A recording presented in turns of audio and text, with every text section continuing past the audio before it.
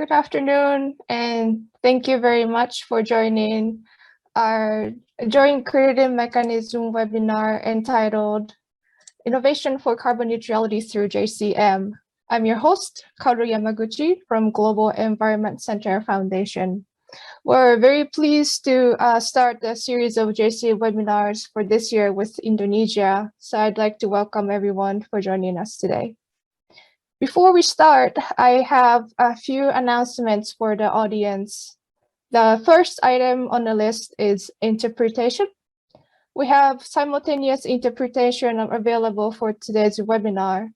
To listen to the simultaneous interpretation in English and in Indonesian, please use the interpretation option located at the menu bar on your Zoom screen. If you wish not to hear any interpretation, please select off. And by selecting mute original audio when you use the interpretation channel, you can choose to only hear the interpreter's voice. And the second item on my list is Q&A.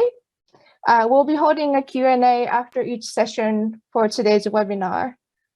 So we welcome all your questions, but when you submit your question, please remember to write it in English.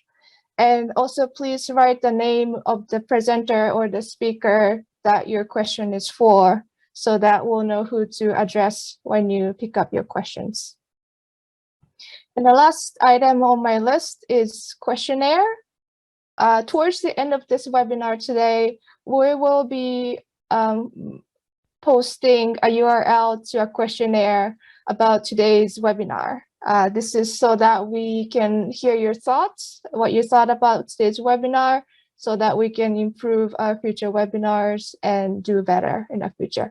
So we'll very much appreciate your feedback if you could take just 1 minute to answer that questionnaire. So that's all for my announcement for now. And without further ado, I'd like to begin with the opening remarks. We have the first speaker, or the presenter or guest speakers, I should say, is Mr. Ferry Ardianto, but it seems to me that he hasn't joined us yet.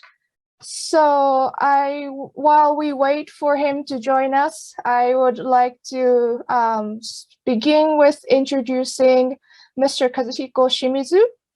He is,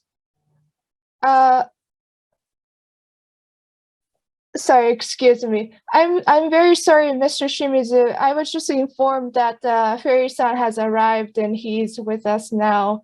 I'm very sorry, but I'm going to introduce Mr. Ferry Ardianto first, and I'll get to you. I'm very sorry about that. I'm sorry about that. I would first introduce. Daijabou Yamaguchi. Thank you, Mr. Ferry Ardianto. He's a co-chair of Joint Committee Indonesia-Japan, also Assistant Deputy Minister for Multilateral Economic Cooperation at Coordinating Ministry of Economic Affairs of Indonesia. Excuse me again for that. And Mr. Ferry, over to you. Thank you. Assalamualaikum warahmatullahi wabarakatuh. Good afternoon, selamat siang, and konnichiwa to all of you. Ladies and gentlemen, distinguished participants, I'm pleased to welcome you to the webinar on the JCM implementation in Indonesia 2021 with the topic of innovation for carbon neutrality through JCM. I would like to extend my gratitude to the Ministry of Environment of Japan and the Global Environment Center Foundation for the continuous support, especially for today's event. That is very important for us to know further about JCM implementation in Indonesia. I also want to express my gratefulness for the support from all the speakers we have here. Kazuhiko Shimizu-san, Consular Embassy of Japan in Indonesia, and Shogo Masuda, the Deputy Director, Office of Market Mechanism, Ministry of the Environment, Government of Japan. And we also have Hiroshi Takanashi, Nanako Aoyama, and Ryo Kubo from Global Environment Center Foundation. We also have Shingo Yamanaka from Toyo Energy Solution, Mr. Noriharu Shida from Mitsubishi Heavy Industries, and also Mr. Yasuke Hasanaka from Japan News for City-to-City Cooperation between Toyama, Semarang, and Bali. And also we have Kengo Shinomiya from Qdenko Corporation. And last but not least, the Indonesian JCM Secretariat. Ladies and gentlemen, as we already know that climate change negatively impact the sustainability and continuity of human life and the environment. Therefore, every party is trying to mitigate the greenhouse gas emission and prevent the uncontrollable increase of average Earth temperature. So, responding to these talks and meetings from the international to a local level have been conducted everywhere to find the proportionate equilibrium contribution from each country. In the past, we know that the Kyoto Protocol served as an international agreement calling the industrialist nation to reduce greenhouse gas emission significantly. However, the world realized that even beyond 2020, which is the end of the second period of Kyoto Protocol, climate change will still need to be addressed. We know that the Paris Agreement was adopted by nearly every nation in 2015, including Indonesia and Japan, as an environmental pact that addresses climate change and its adverse impacts. But in the area of climate action, instead of segregating the responsibility between developed and developing countries, the Paris Agreement pursues an ambitious and active contribution from each party. In response to rising ambition, Indonesia has submitted the updated nationally determined contribution and the long-term strategy for low carbon and climate resilient last July as an assertion to its commitment to mitigate 29% up to 41% by 2030 and further the achievement toward the net zero emission. So this is a big momentum that requires active reaching out to all stakeholders, local and international partners, including the private sector as the most frontline technology implementer in the greenhouse gas mitigation. However, this work still faces a number of challenges. As a developing country, Indonesia, we have a limitation in financing, technology, and capacity resources. Long before the Paris Agreement was concluded, a series of talks between Indonesia and Japan had been taking place to find a solution on how the efficient and effective greenhouse gas mitigation could be carried out in a concrete manner. As a result, the bilateral cooperation through the JCM was signed in 2013, aiming at supporting low carbon development in Indonesia. After running for 8 years, we are happy to report that there are 44 projects implemented in the renewable energy and energy efficiency sector, in which 12 of them have issued carbon credit. From the project participants, we had learned that the greenhouse technology supported their performance in production. Furthermore, the successful implementation also bring a spillover effect, encouraging other parties to acquire the low carbon technology beyond the JCM scheme.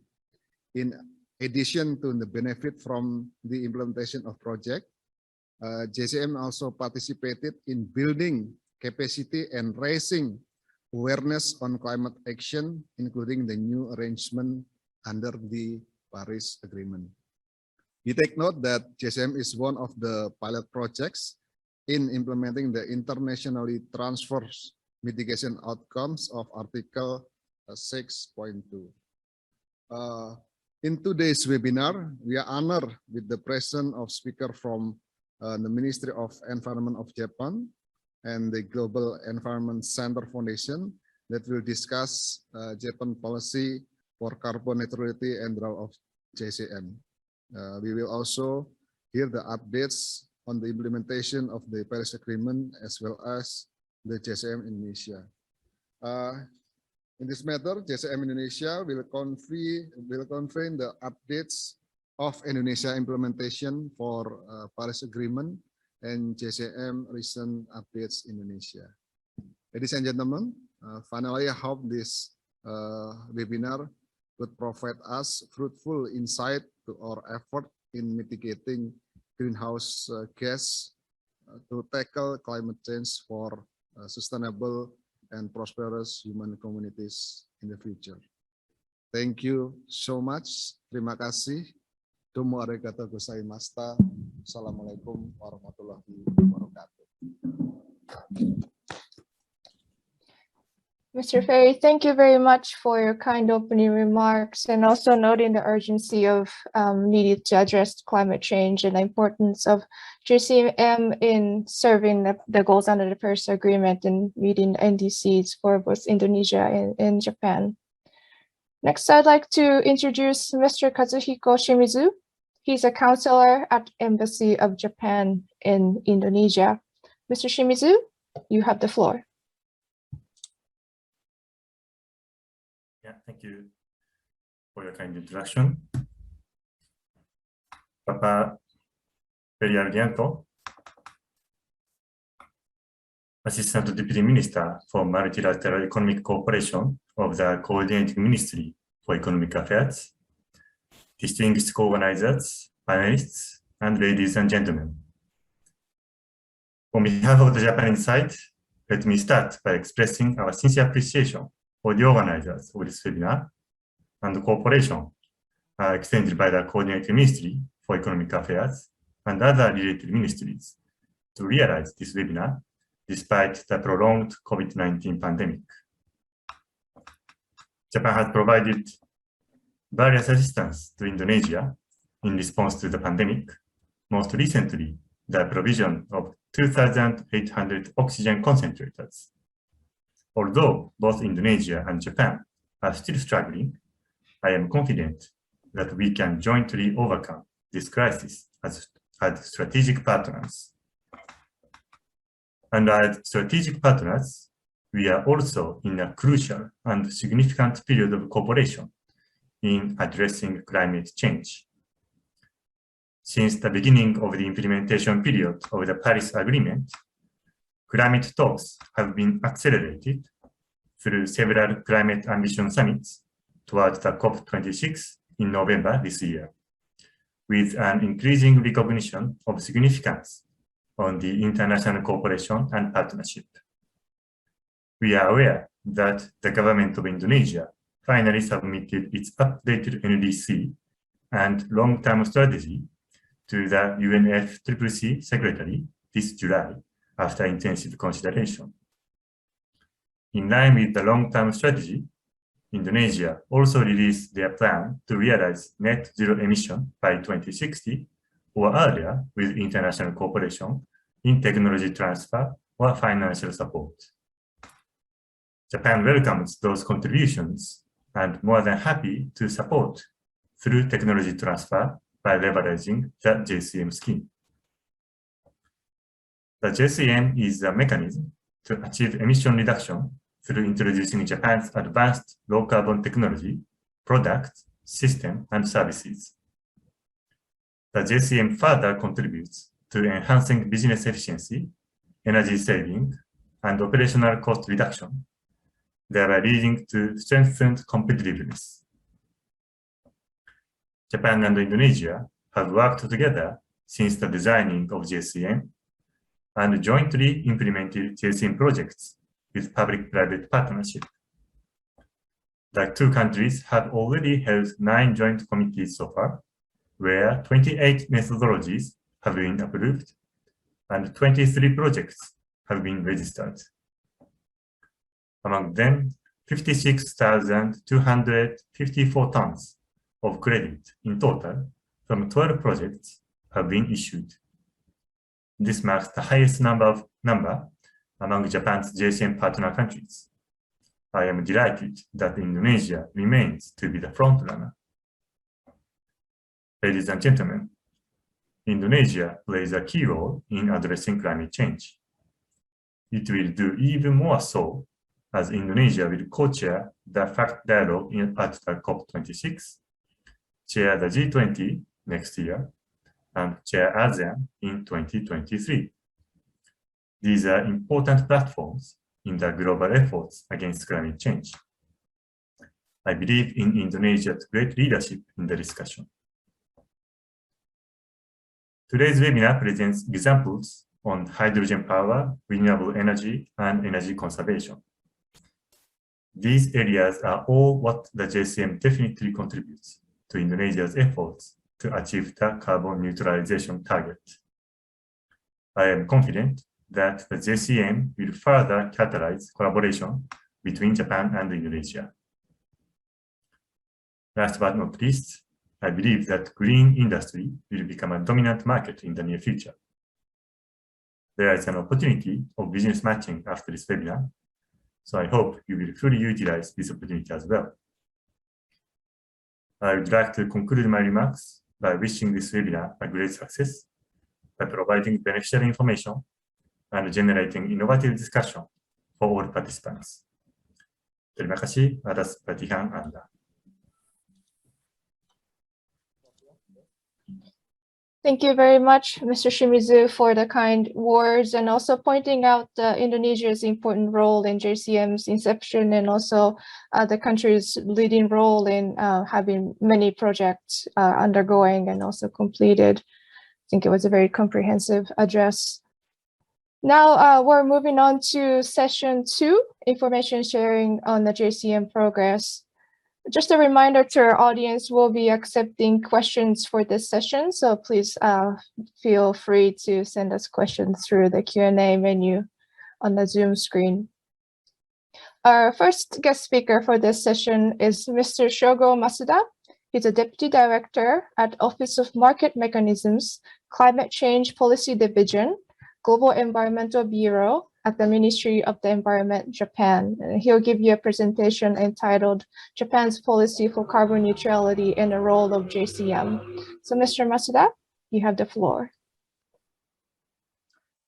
Hello, everyone. Can you hear me? Yes, we can hear you. Okay, thank you. Assalamu alaikum. Selamat siang. Konnichiwa.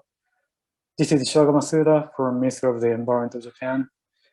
Thank you very much for all the effort for this webinar to be held, and hope everyone is fine under this global pandemic period. Today, I would like to introduce the joint crediting mechanism briefly, and like to have your comments and questions afterwards. Next, please.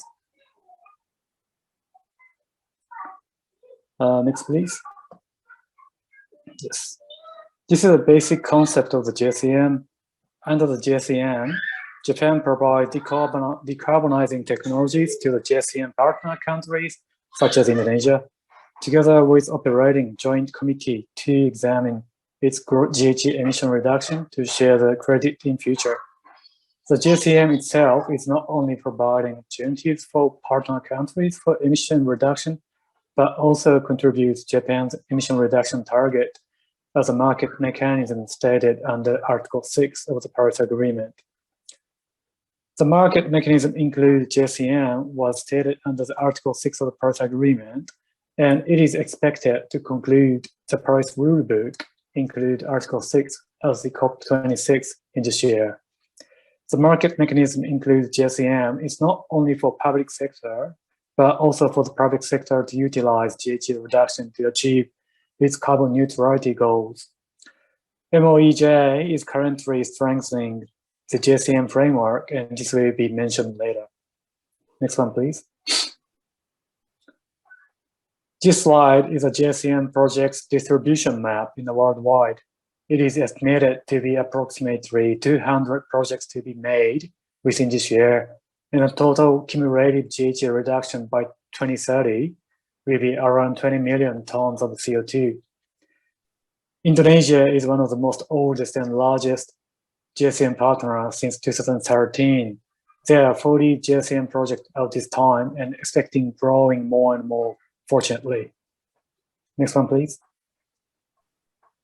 For your better understanding, these are some of the concrete examples made under JCM in Indonesia. Red colored projects are Indonesia-related JCM projects with some decarbonizing technology, namely waste heat recovery, hybrid public bath, energy saving store, high efficiency refrigerator, and so on, facilitated by Japanese private companies and Indonesian local private companies collaboration. Next one, please. The major decarbonizing technologies applied by JCM projects are renewable energy and energy efficiency. However, together with the expansion of the JCM project, there have been emerging other areas too. Next one, please. Japan declared to achieve carbon neutrality by 2050 in last year and raised its GHG reduction target in 2030 from 26% up to 46% in this April. With these fundamental changes, JCM itself has also raised its target by Initiative for Decarbonized Infrastructure, which was announced recently by the Minister of the Environment of Japan.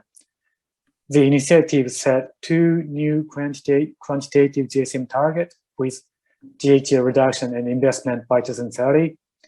For GHG reduction target, 100 million tons of CO2 reduction cumulatively by 2030.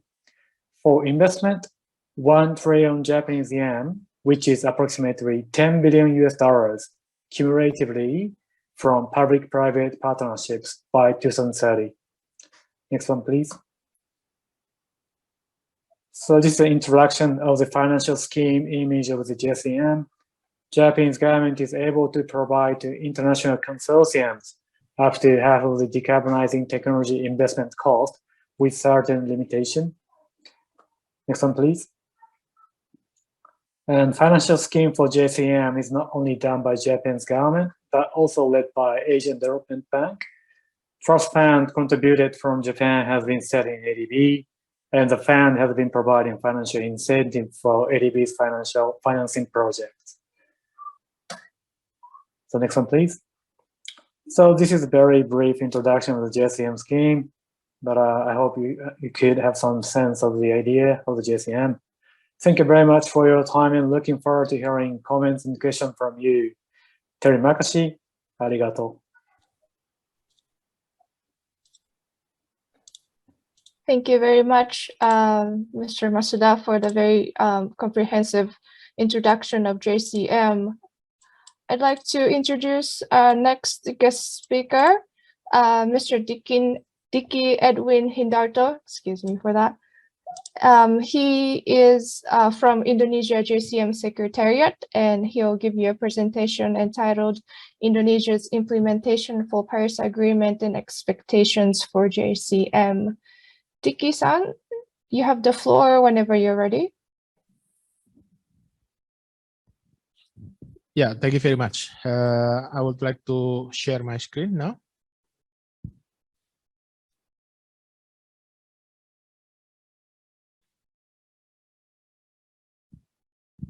Yeah.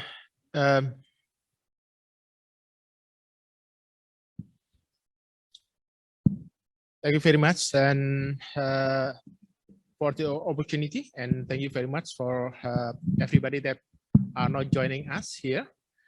But today, I would like to speak in Indonesian because all of my presentation are in English. So here, I will talk in Indonesia, and then in 15 minutes, maybe, I will try to deliver my presentation that Arno, the title is Indonesia Implementation for Paris Agreement and Expectation for the JCM. Jadi Bapak dan Ibu, selamat siang. So, ladies and gentlemen, good afternoon, and may peace be upon us all. Konnichiwa. I'm happy to be here with you all today. I'm Dicky from the JCM Secretariat. So, Indonesia, as of current, has delivered NDCs, or nationally determined contributions, that currently have. This is the second version. So we have delivered this NDCs about a month ago, and this is actually a revision of what we have done, and it has been conveyed in 2016. In this NDC, as we know, Indonesia's target is quite ambitious or quite high, but it remains the same. But there are some things that have been revised, particularly in the details of the target. Now, our targets in 2030, we have to reduce emissions by 29% in our own accord, and 41% if we were to use assistance from the international world. So CM1 here refers to unconditional mitigation scenario, while CM2, which is 41%, refers to conditional mitigation scenario. Wherein our target is quite big. The total target of our emission reduction is in the scale of billion tons. So, ladies and gentlemen, if we talk about the structure of Indonesia's NDC, at this time, it has been mentioned in the last NDC, in the second version of NDC that was mentioned, there are 7 key components that we have in our NDCs, 1, 2, 3 till 7, as shown on the screen, which is means of implementation and how it is registered in the national registry. And there are information to facilitate CTUs, and then there's national mitigation. National context. What is it like? The policies, and then there's the mitigation measures. What will be taken, and then adaptation. So this document can be downloaded in the UNFCCC website, and these are all data that Indonesia have conveyed, and it is open to public. And I've also taken this from the presentation given from my colleagues from the Environmental Ministry of Environment and Forestry, that in order to implement the Paris Agreement, Indonesia has actually prepared various setups. So these are some of the instruments in order to achieve those goals. Starting from the NDC itself, we already have a roadmap and strategy and what the mitigations are like. And we also have a roadmap and strategy for adaptation. And we have also made or created SciSmart, which refers to the inventory of emissions in Indonesia, so the total amount of emissions in Indonesia. And we also have a national registry system, which in this case is managed by the Ministry of Environment and Ministry. So this is the national registry for our NDCs. And we have also created a vulnerability index called SIDIC. And there are various initiatives such as the Climate Kampung program that has been implemented by our colleagues in the line ministries, in the relevant ministries. And there are also safeguards in place for RED Plus for the information system. And there are also other aspects. So these are the instruments that we have set up, and we expect that these can assist in reducing emissions with transparency, accountability, and permanently. So this needs all of our assistance, and these are the instruments. We have the tools. It's just how we are to implement those tools and utilize those tools, and we have to undertake the efforts sustainably or continuously. Okay, now how do we finance climate change mitigation in Indonesia? To date, the way that we finance mitigation efforts for reducing emissions in Indonesia, actually there are several key measures. First one is carbon pricing, or we call it is the carbon economic price. And there's also government financing and private financing or investment, and there's also foreign direct investment or foreign investment. So this is not an absolute aspect. So we could mix them up, we could combine them, and they can be integrated in terms of financing. And what's interesting here is that the carbon economic price is that there are a lot of parties who are now becoming more interested in doing carbon swap. And this includes the activities under GCM, which can be included in the carbon pricing activities. Because if we talk about carbon pricing, then we will always talk about the carbon market and non-market. And there's one that is based on the market and that is not based on the market. The one based on the market, an example is the CPM, PCF, while the non-market here there are other examples as well. Okay, ladies and gentlemen, what is going on with the carbon pricing mechanism in Indonesia? Now, if we look at it, currently CDM, the Clean Development Mechanism, is one of the mechanisms that has been made by the UN based on the Kyoto Protocol, and then has been implemented since 2008. And then in 2012, CDM has become oversupply. And the crediting system that is in place, aside from CDM, what we have now is PCS, GCM, Plan FIFO, and CCB that are beginning to be developed. And we also have something that was still under discussion, even to this day, in the Kompas newspaper, which is Emission Trading Scheme, or ETS, where this refers to voluntary TS, which is done in coal-fired power plants. The one that will be supplementing this is ICER, or Indonesia Certified Emission Reduction, that will be launched by our friends from the ministry. Now, ETS is developed by our colleagues from the Ministry of Energy and Mineral Resources, while ICER is from the Ministry of Forestry and Environment.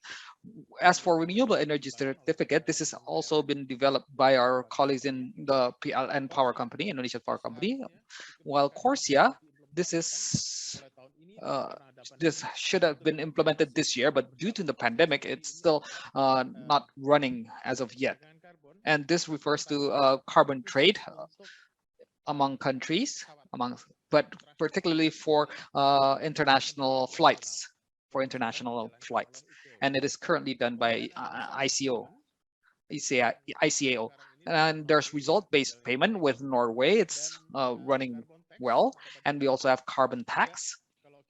And if we read in the media, it is planned to be implemented soon, perhaps next year or the following. But what is clear is that all will require a presidential decree in terms of carbon pricing, and this is still an ongoing process. In Indonesia, if we talk about carbon credit or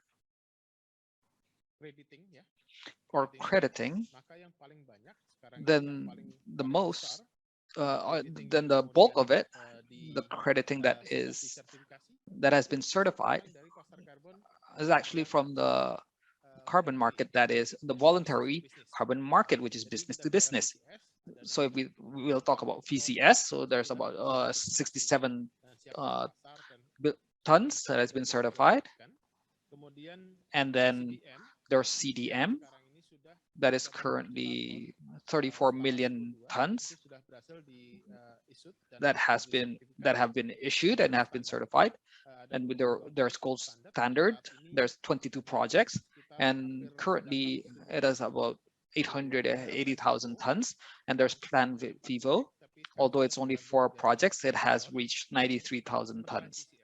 Meanwhile, GCM, currently we have about 43 projects that have been confirmed, but those that have been issued are only 12. And out of the 12, and from the 12, the emissions that have been certified is 56,000 tons. Now, as we can see here, in Indonesia, there are five types of crediting schemes that is currently running. And GCM is not the only one. It is actually in the least amount in terms of number of issued carbon credit. Okay, this will be explained about my colleague, Mr. Chayadi. Now, and when we talk about GCM, there are a lot of projects that are running in Indonesia, and currently we have announced various technologies. But clearly, out of all of the technologies that are being implemented, it has been proven as technologies that are able to reduce emissions and able to accurately and permanently create better environment and provide financial impact and environmental impact that is preferable or good. Now, what are the lessons learned from GCM? GCM has run from 2013 and it has been 8 years in the running. Even before Paris Agreement, GCM has been allocated, and it will be encouraged to go into the scheme under the Paris Agreement. First of all, GCM is the first carbon pricing scheme that is based on Indonesia's unique situation. So GCM is actually based on the situations and conditions of Indonesia. And this has been developed jointly, bilaterally with Indonesia and Japan. So it's not only Japan that is developing this, it's developed by Indonesians and Japanese that have the same vision to develop the carbon pricing scheme that has been documented in 44 projects. And GCM also introduces transparency, and it has a robust MRV system, and it's actually more detailed than CDM. And there's a fast process. It has good accountability and permanent emission reduction. And Indonesia is the first country through GCM that carried out or that introduced how sustainable development can actually be evaluated. And this is attached in all of the GCM projects in Indonesia. And there are a lot of GCM projects that utilize technologies that are most sophisticated and more sophisticated than technologies available in developed countries. So the implementation of the GCM projects are there are a lot of GCM projects that use first-time technologies in Indonesia, and these technologies are ready to be replicated and installed in other projects as well. And currently, the GCM scheme has been promoted and introduced in the Paris Agreement, particularly in Article 6.2, and this will be under the Paris Agreement. This means that GCM will be able to contribute in reaching Indonesia's NDCs through reducing the emissions. And lastly, the GCM that we have jointly developed since 8 years ago, this has introduced a lot of new concepts in Indonesia, for examples, there are various new environmental standards that we have promoted to be developed in Indonesia, and it has been made into an SNI, or Indonesian National Standards, and it is also used by our other colleagues for other schemes, such as carbon taxing and so forth, which are ISO 14064, ISO 14065, and about 2 years ago, we also introduced ISO 14080. Now for 64 and 65, that's for carbon management in companies, while 14080 is particularly for how to develop methodology. And we also have an evaluation system that is done under GCM, and this is actually replicated by some other countries outside of GCM. So some countries such as Australia and New Zealand, and even EU countries, they have actually tried to replicate in developing the GCM scheme. And there are also methodologies under GCM that are used by our colleagues outside of the GCM scheme, and we are very proud of the achievement. That means that what we are doing in GCM, it does not only benefit GCM but also into a broader community. And lastly, the financing model, the financing concept of GCM has also succeeded in being developed by our colleagues outside of GCM.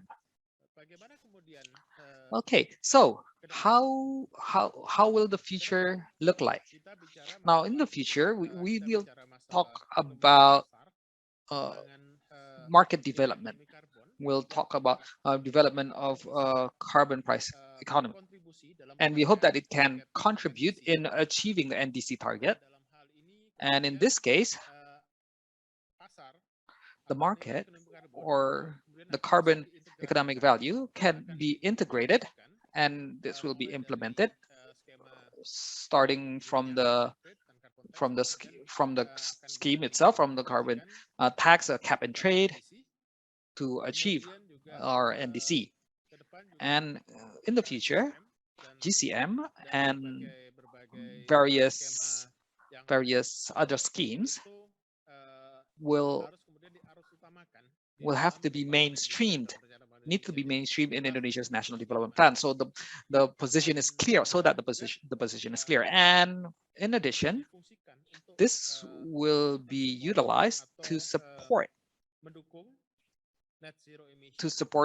Indonesia's net zero emission target, which is planned to be achieved by 2060. So with this, GCM is hoped to provide to have a greater role under the Paris Agreement. So ladies and gentlemen, colleagues, thank you very much for joining us. And we will have our discussions later through the chat or through the meeting that will be held after this about what we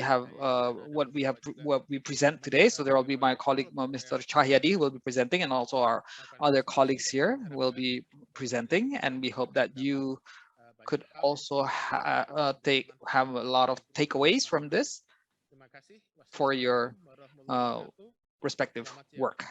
Okay, that is all from me. Thank you very much, and may peace be upon us all. Konnichiwa. Thank you very much, Diki-san, for the very comprehensive presentation. Our next guest speaker is Mr. Chayadi Yudhirahono. He's from Coordinating Ministry of Economic Affairs and also from Indonesia JCM Secretariat. Chayadi-san, you have the floor whenever you're ready. Thank you very much. Colleagues, my apology, I will convey my presentation in Bahasa. But of course, we can follow my presentation in English. Thank you very much on this opportunity.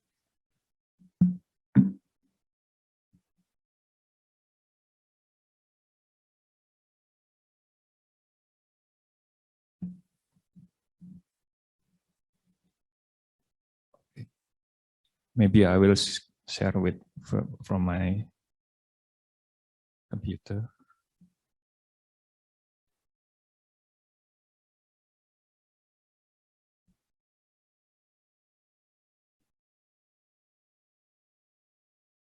Sorry. So, sorry.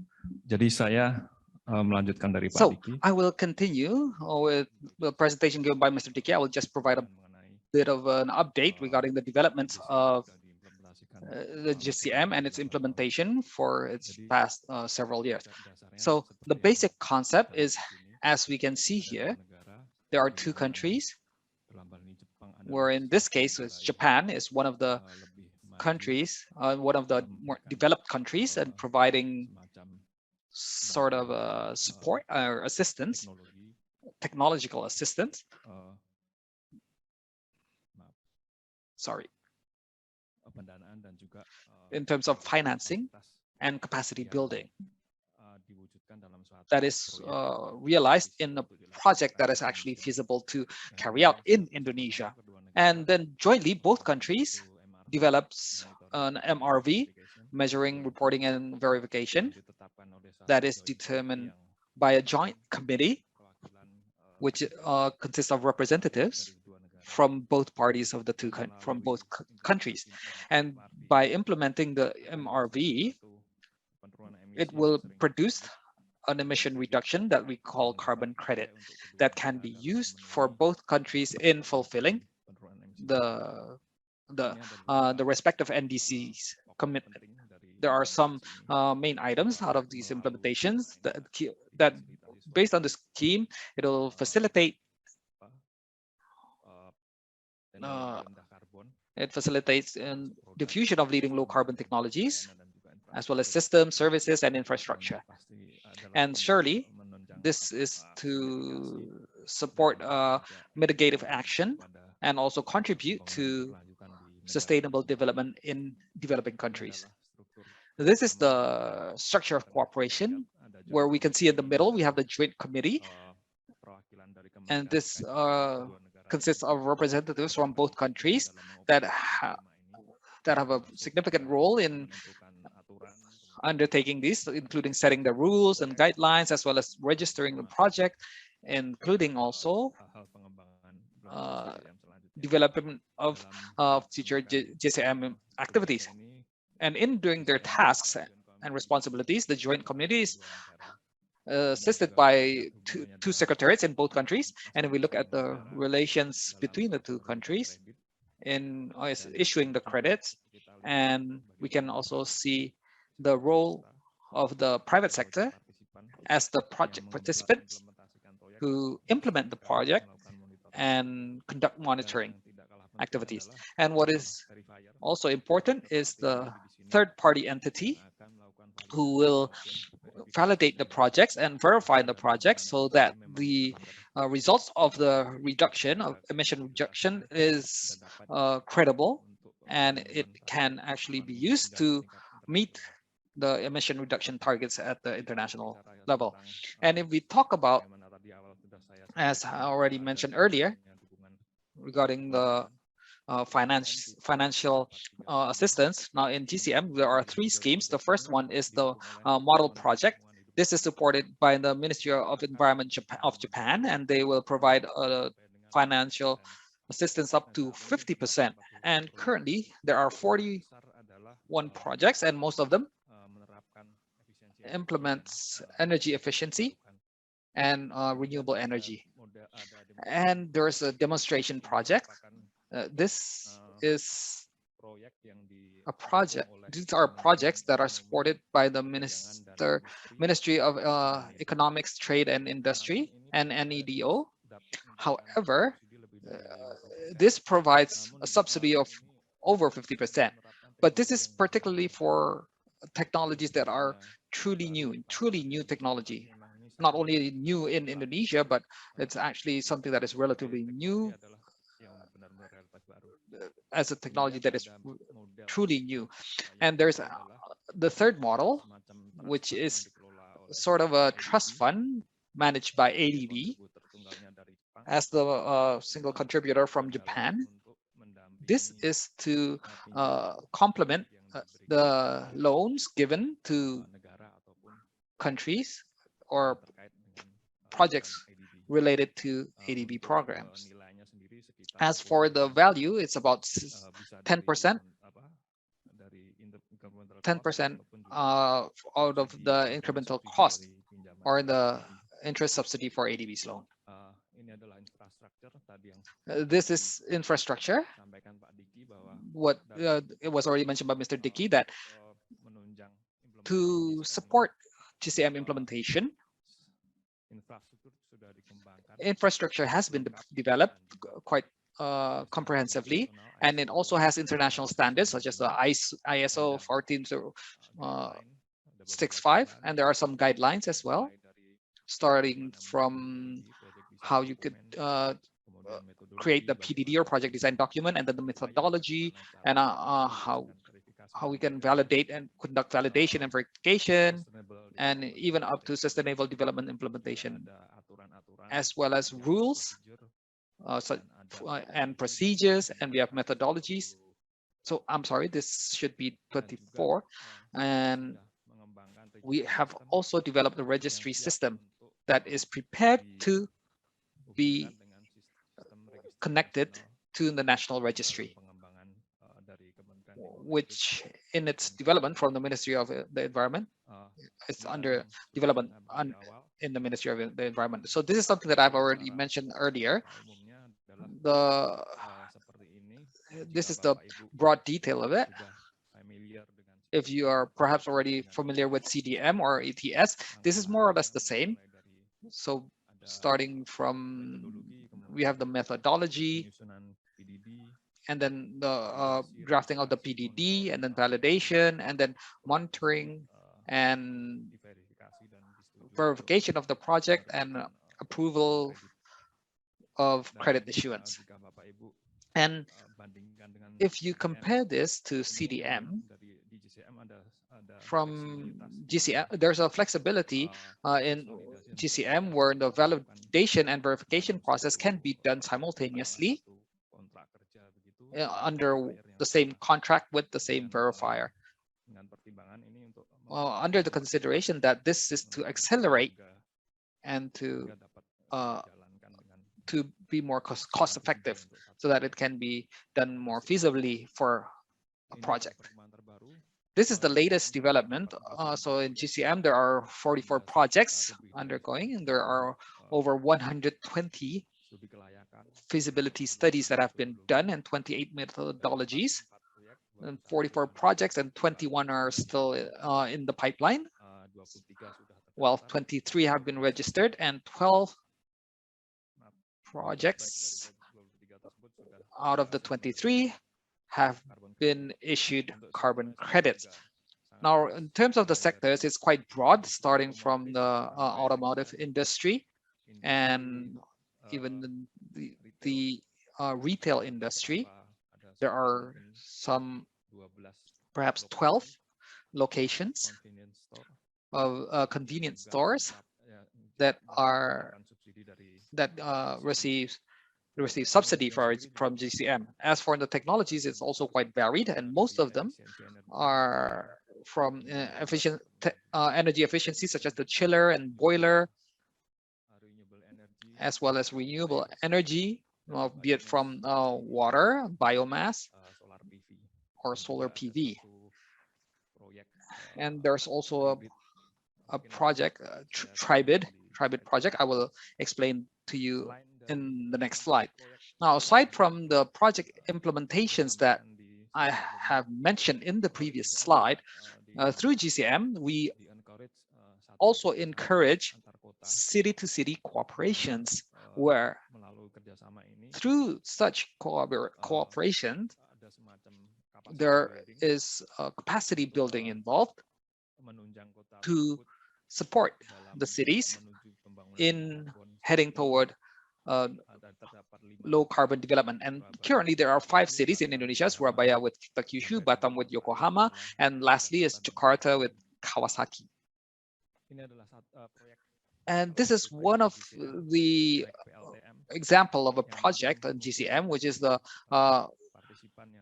perhaps there's one of the participants that will be explaining this in detail regarding their experience in running this project later.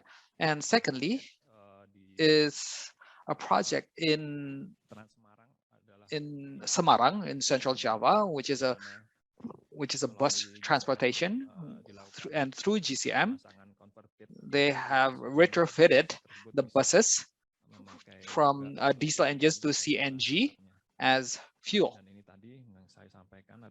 And this is what I have mentioned. This is the Tribrid system. This is to manage resources for the BTS in remote locations in Sumatra Island and Java and Kalimantan. And here, this is the cardboard project in Bekasi, or waste paper project in Bekasi, by using a series of system and infrastructure. This project has succeeded in reducing, in issuing carbon credit optimally, and it is estimated to reach 19,000 tons of CO2 per year. And this is a project in the automotive industry, in Toyota Motor Company, which implements cogeneration system. And that is all from me. Thank you very much for your attention. Thank you very much, Chayadi-san, for the very comprehensive introduction of the updates, and thanks also for mentioning a city-to-city cooperation program as well. I'd like to move on to the next guest speaker, Mr. Hiroshi Takahashi, excuse me. He's a director at Financing Program Group at Global Environment Center Foundation. He'll give you a presentation entitled Financing Program for JCM Model Projects and JCM Global Match. So, Mr. Takahashi, the floor is yours. Thank you for your kind introduction. I'd like to share my screen. So just a moment, please. Yeah, I think I can share my screen, right? Okay. Yes, we can see it. So, selamat siang. Good afternoon. This is Hiroshi Takahashi of Global Environmental Center Foundation, or GEC. We act as an implementing organization for a financing program of JCM Model Project. I'd like to express my deep gratitude to have this opportunity, and I'm willing to talk about outline of this scheme and some key points for this year's model project.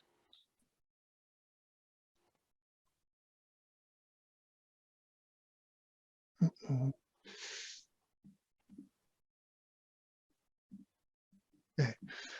These are the features of JCM Model Project. Budget is about 83 million US dollar in total.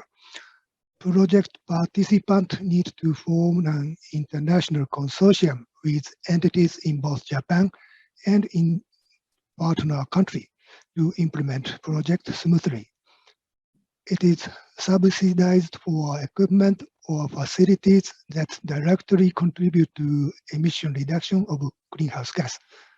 The project is required to finish installation within 3 years. There are some criteria about maximum percentage of financing support and cost effectiveness, and I will refer them later.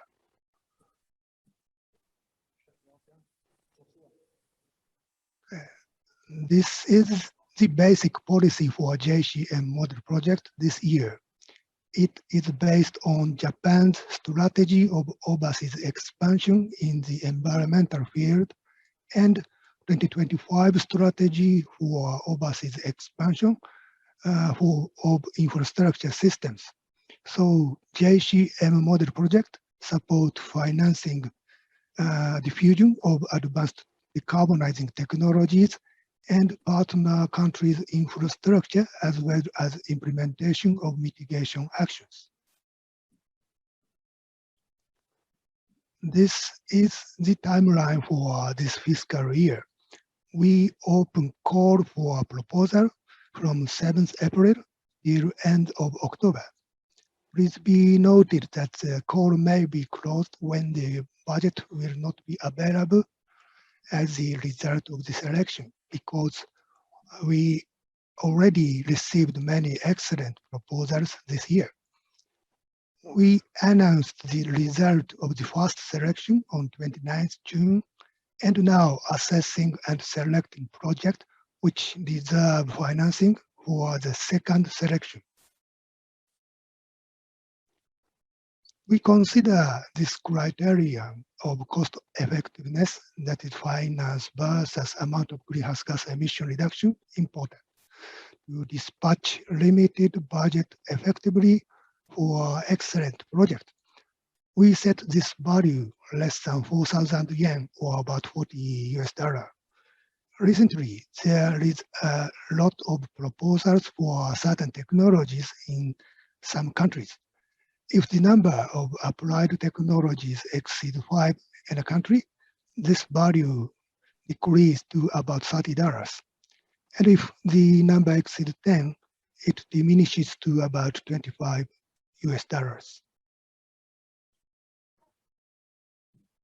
The model project should contribute to the sustainable development for the partner country. We review projects as they contribute to sustainable development goals. JCM Model Project reduces greenhouse gas emission, so basically work for it and contribute to sustainable society. This is an example as possible contribution of renewable energy project to SDGs. Solar power project is very popular in JCM Model Project. It counts the highest number among variety of proposed technologies. We welcome this renewable energy project as good energy source replacing fossil fuel. On the other hand, we need to confirm that proposed technology is advanced one, so we set the condition for photovoltaic module of its conversion rate from optical to electric energy to 20% or higher. Although a lot of solar power project has been selected, there is still room to increase total performance for this system. One such good way is to employ battery or accumulator in the system. We'd like to promote this category by making conditions clear for participants applying this technology. These are the points we require for this technology.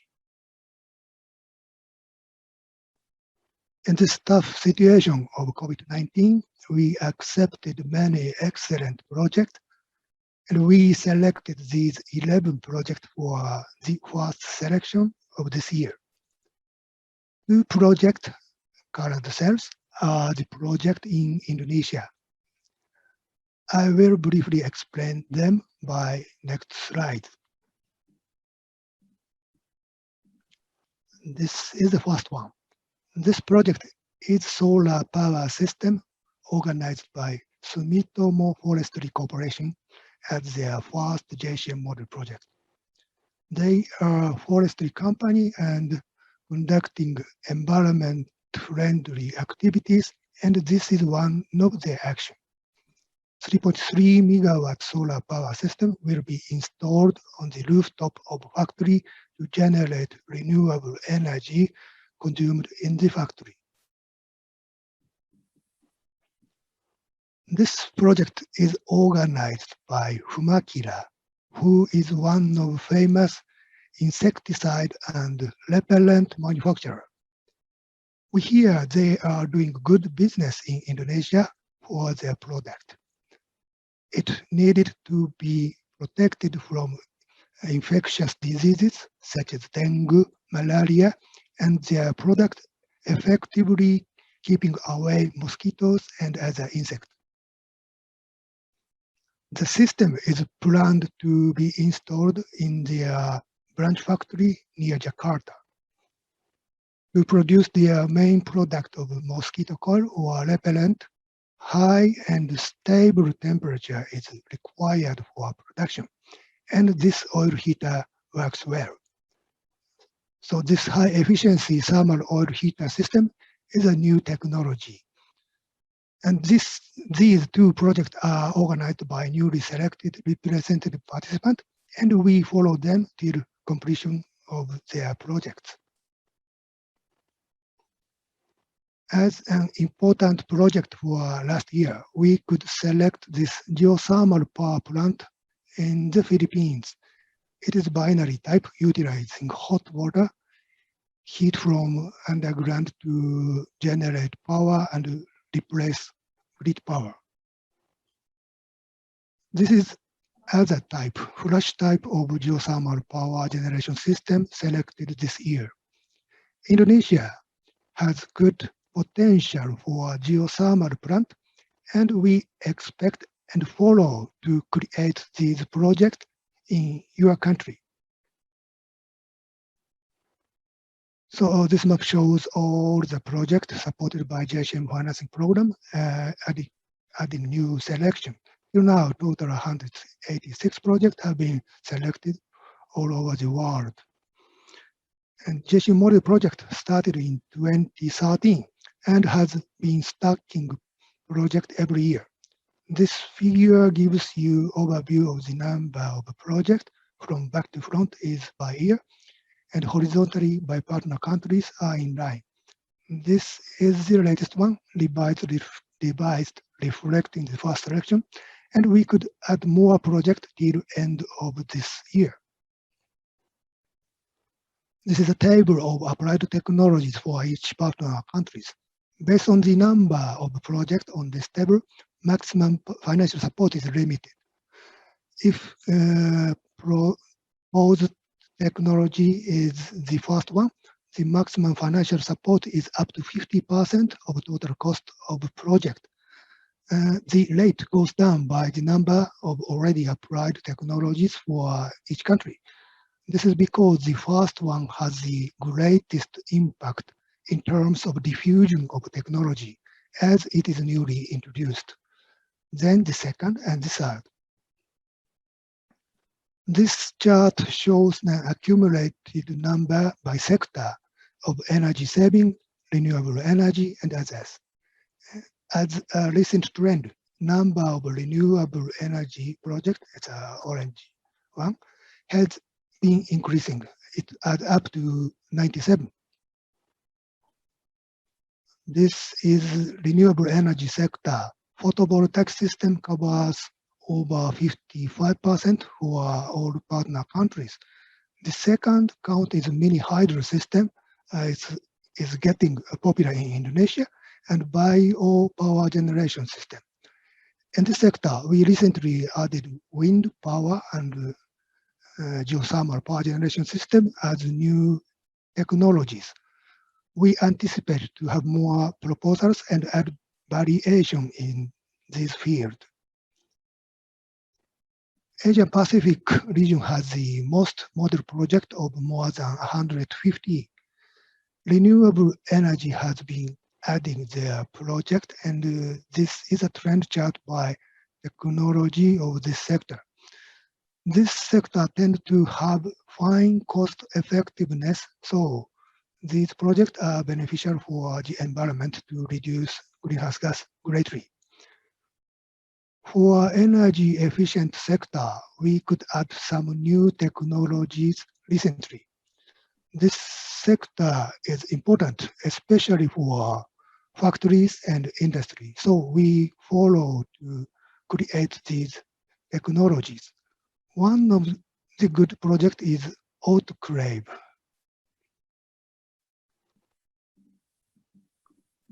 For infusion manufacturing, Autoclave is one of the main requirements to sterilize their product completely.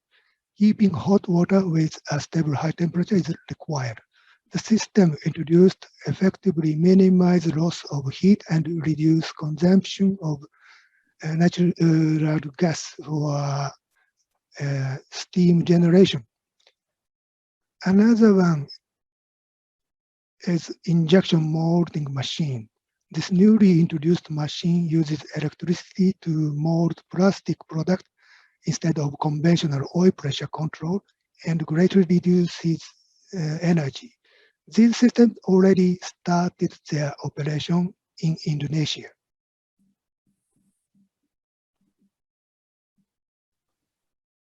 This is a technology trend by sector in Indonesia. Renewable energy project, orange color, has been increasing. We also continue to support to create new projects in other sector of energy efficiency, transportation, and waste to energy. In many areas, the technology for model project have been applied. Lighting in retail store, solar power system on the shopping mall, heat pump in hotel, and variety production equipment in factories for in industrial field. So we have already introduced many systems for utility field and also in transportation area. As you can see with this picture, JCM Model Project is effective for international promotion of infrastructures, and variation of technologies supported is getting diverse. So you have a lot of opportunity to make use of this model project to reinforce infrastructure in Indonesia.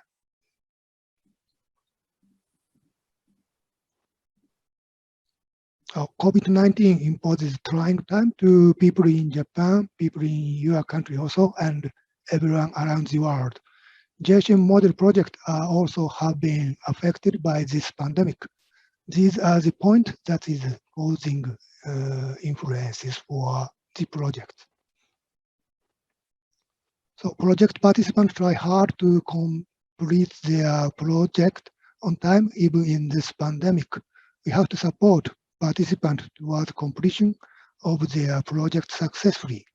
And what they are trying to do is to foresee the risk and make contemplated schedule having margin time as enough as possible. Modify and adapt project plan flexibly to recover unexpected event to minimize delay. We could keep our activity going even in this restricted environment, holding a meeting, consultation, and seminar online like this moment.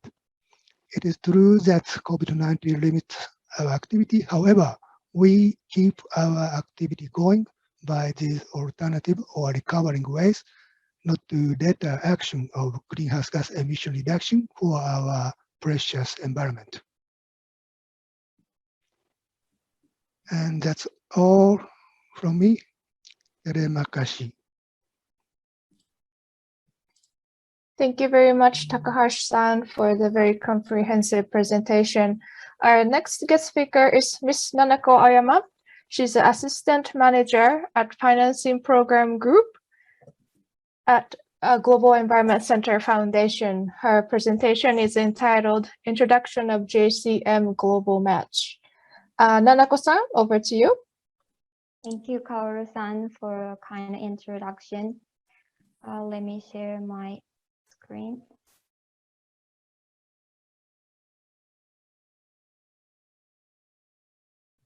Okay. Hello, everyone. I'm Nanako from JIC. Let me give you a brief introduction on the JCM Global Match. JCM Global Match is a tool to find your future business partners. JCM participants can be simply categorized by these 4 types. And I'm assuming that many of you who are participating in this webinar are like the person on the right upper side, a person who wants to acquire decarbonizing facilities or technologies to the JCM partner countries. In this platform, you might talk to maybe what we call seller who are offering decarbonizing facilities. Also, you would talk to a consultant who is familiar with the JCM program and a financier who can support your project financially. So why don't you talk to them like Could you tell us about your products or what are our weak points to realize the project? So communications between users, as I introduced in the previous slide, can be realized via these features on this platform. There are 4 levels and 7 features. And by utilizing this website, actually, many companies have found each other, made matches, and some have been selected as the JCM Model Project. So firstly, let me tell you about features to find your partner. So this is one of the features to find your partner, search engine.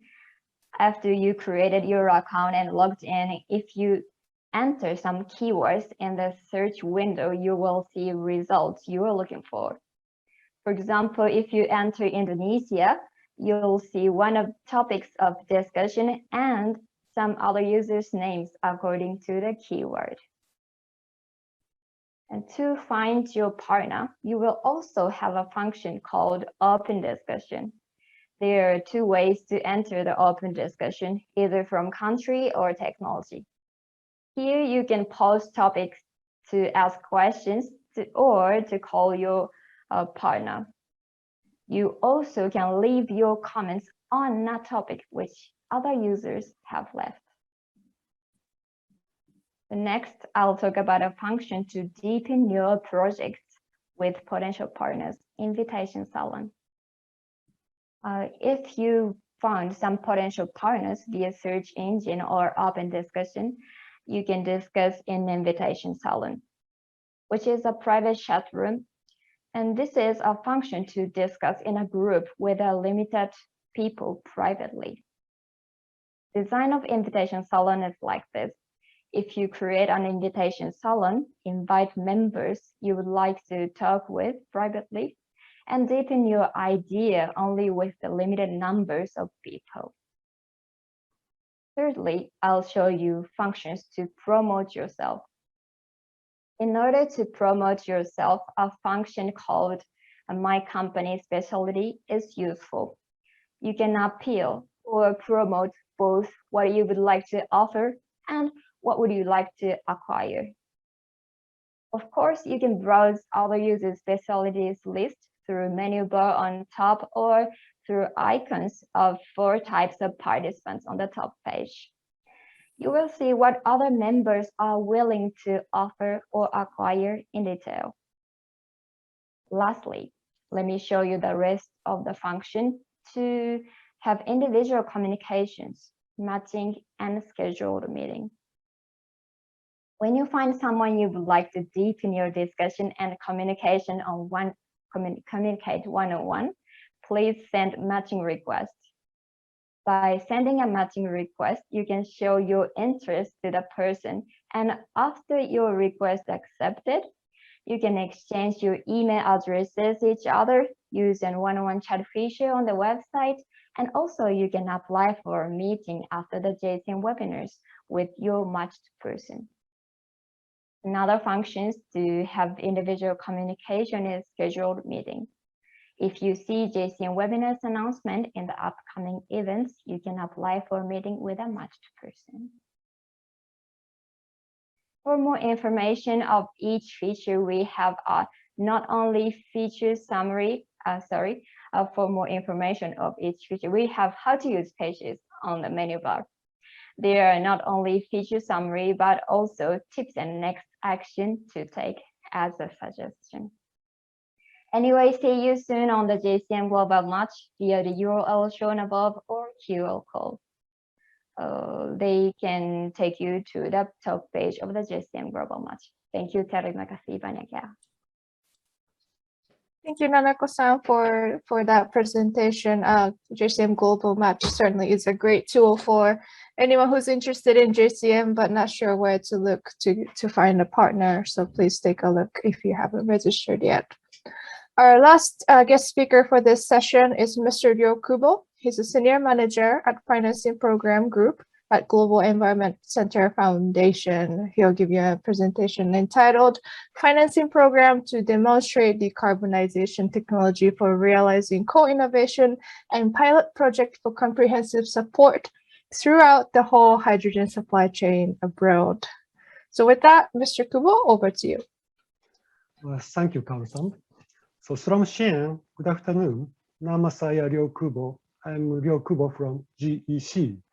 I am pleased to have the opportunity to introduce two financial support programs.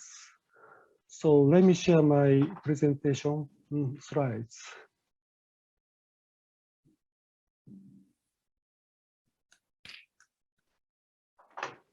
So firstly, a financing program to demonstrate the decarbonization technology for realizing co-innovation.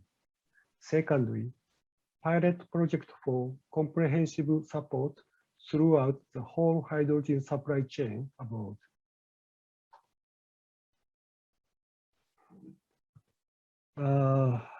As Masuda-san explained, JCM financial scheme actually consists of three programs. The first one is financing program for JCM Model Projects. I guess many people know this, and Takashi-san already explained. So I would like to inform you about the second one and the third one in this presentation. The second one is financing program to demonstrate decarbonization technology for realizing co-innovation, which is focusing on innovation and partnerships. The third one is pilot project for comprehensive support throughout the whole hydrogen supply chain abroad. Budget is about 8.8 billion Japanese yen, approximately $88 million for three programs. So $83 million is for JCM Model Projects, including co-innovation program, $5 million for hydrogen program. So now let's move on to co-innovation program details.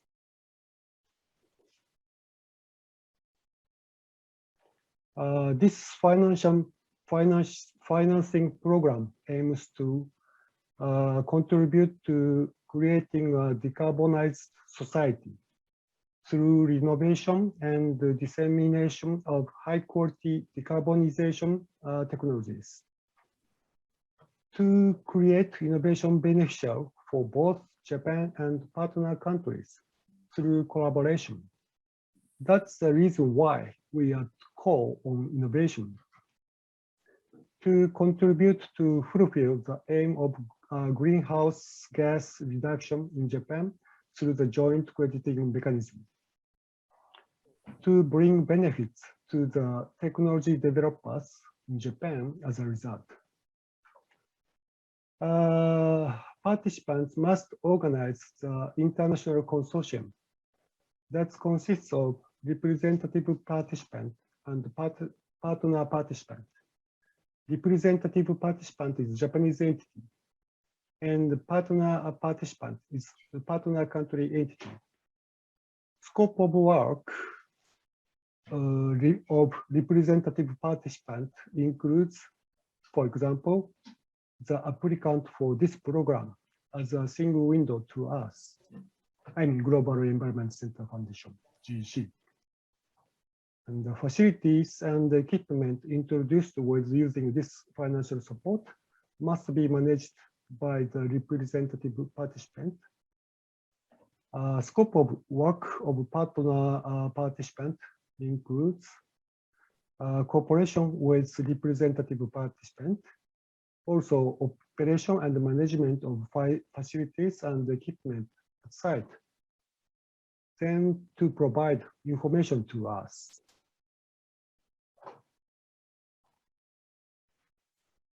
So project implementation period shall be within 3 years. Application documents must be submitted in the first fiscal year. ratio of financial support depends on the company size and the project cost. If the representative participant is a small or medium-sized enterprise, the ratio is 2/3.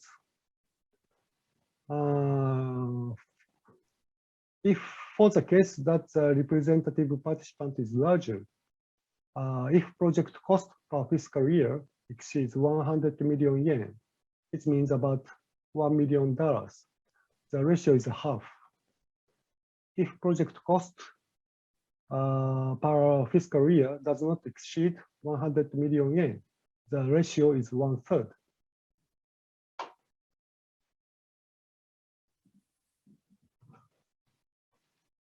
The next slide shows eligible technologies for co-innovation programs.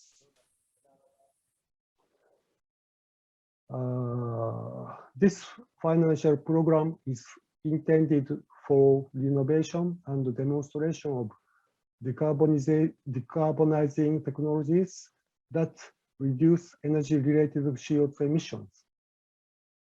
So, eligible technologies are contributing to the reduction of energy-related CO2 emissions through waste management in partner countries, the reduction of CO2 emissions from the transport, household, or business sectors, and others. The promotion of renewable energy using solar, wind, geothermal, or hydro, such power generation. Transformation of social system into decarbonizing ones, and also the reduction of energy-related CO2 emissions other than the above cases.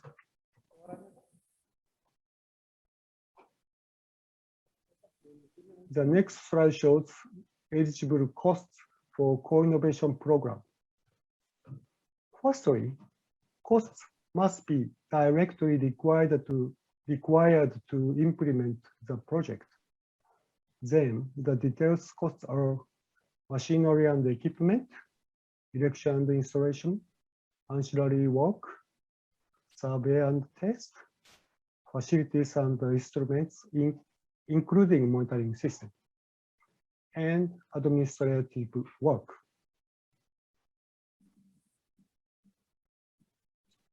The next slide shows an example of demonstration project in Indonesia. In the next session, Shinomiya-san from Kengo gives a presentation regarding this project. So I just talk about it briefly. This project aims to reduce CO2 emissions by substituting renewable energy for existing diesel generators. They have demonstrated EMS, energy management system, and storage batteries for stable power supply from various sources, including renewable energy in Sumba Island. One of the important points is that this project was conducted in collaboration with BPPT. So next we come to the whole hydrogen supply chain program.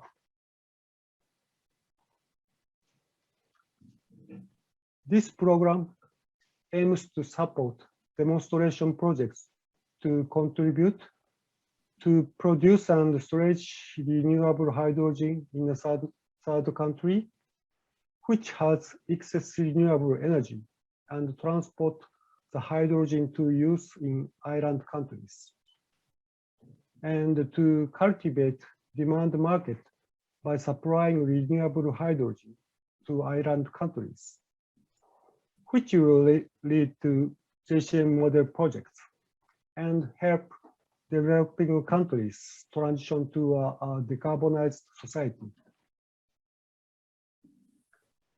So we consider whole hydrogen supply chain consists of 3 processes. The first one is to produce hydrogen by using surplus renewable energy in a third country.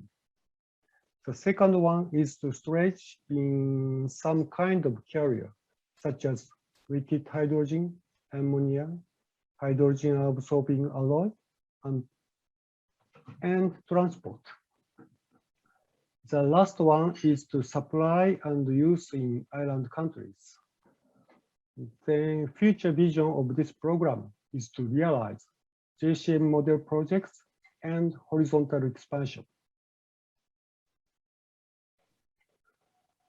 To implement this demonstration project, participants need to organize an international consortium consists of 3 parties, whereas 2 parties for co-innovation program. Representative participant is a Japanese company. Its scope of work is same as co-innovation program.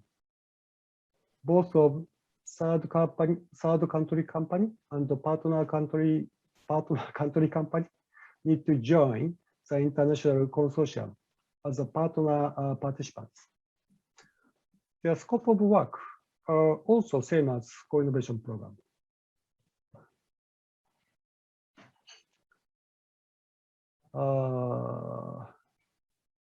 Next slide is a brief outline of financial support. Budget for projects for this year is approximately $5 million. Ratio of financial support is 50% of costs eligible for financing. Costs eligible for financing are same as the cost of co-innovation program. Next slide shows the information about the period. Implementation period of the project is within 3 fiscal years. On the other hand, period of financing support is 1 fiscal year. To manage this difference, we request applicants to submit 2 different types of application documents for the following evaluation. One is application for evaluation of adoption. Is required only 1 time and need to describe the plan for the entire period. Application for evaluation of contents is required every year. So, for example, if you propose a project for 3 fiscal years, the first year you have to submit 2 applications, 1 for adoption, 1 for contents. But the second and third year, you don't need application for the adoption. You only need it for the contents. So this is all for my presentation. Terima kasih banyak, and thank you very much. Thank you very much, Kubo-san, for introducing the co-innovation and then hydrogen programs. I think they're certainly interesting to our audience. So I'd like to just thank all the speakers who presented for this session, and we're moving on to the Q&A. And for this, I'd like to welcome Ms. Dinda Fauzani from the Indonesia Secretariat to moderate this Q&A session. Hello, Dinda-san, and you have the floor now. Thank you very much, Kaoru-san. So I would like to answer some of the questions live. Maybe the first one is for Takahashi-san from GEC. From Mr. Krishna, if we plan to form consortium with Japan companies, what common requirements do they allow the majority in shares? Please, Takahashi-san. Okay, thank you, Krishna-san, for your question. And we don't require any share for a major share for the representative participant. And as a representative participant, they need to manage the project. And so important point is that they know about the project in the partner country, I mean Indonesia, where so they act as the representative in Japan. So they need to apply for the model project and report the status of the project monthly. And if there is some problem for the project occur, they report us, and we need to consult what to do as a model project. And also they need to, after the completion, they need to report the reduction of greenhouse gas emission and need to issue JCM credit. So they don't need to measure share for their industry. Thank you.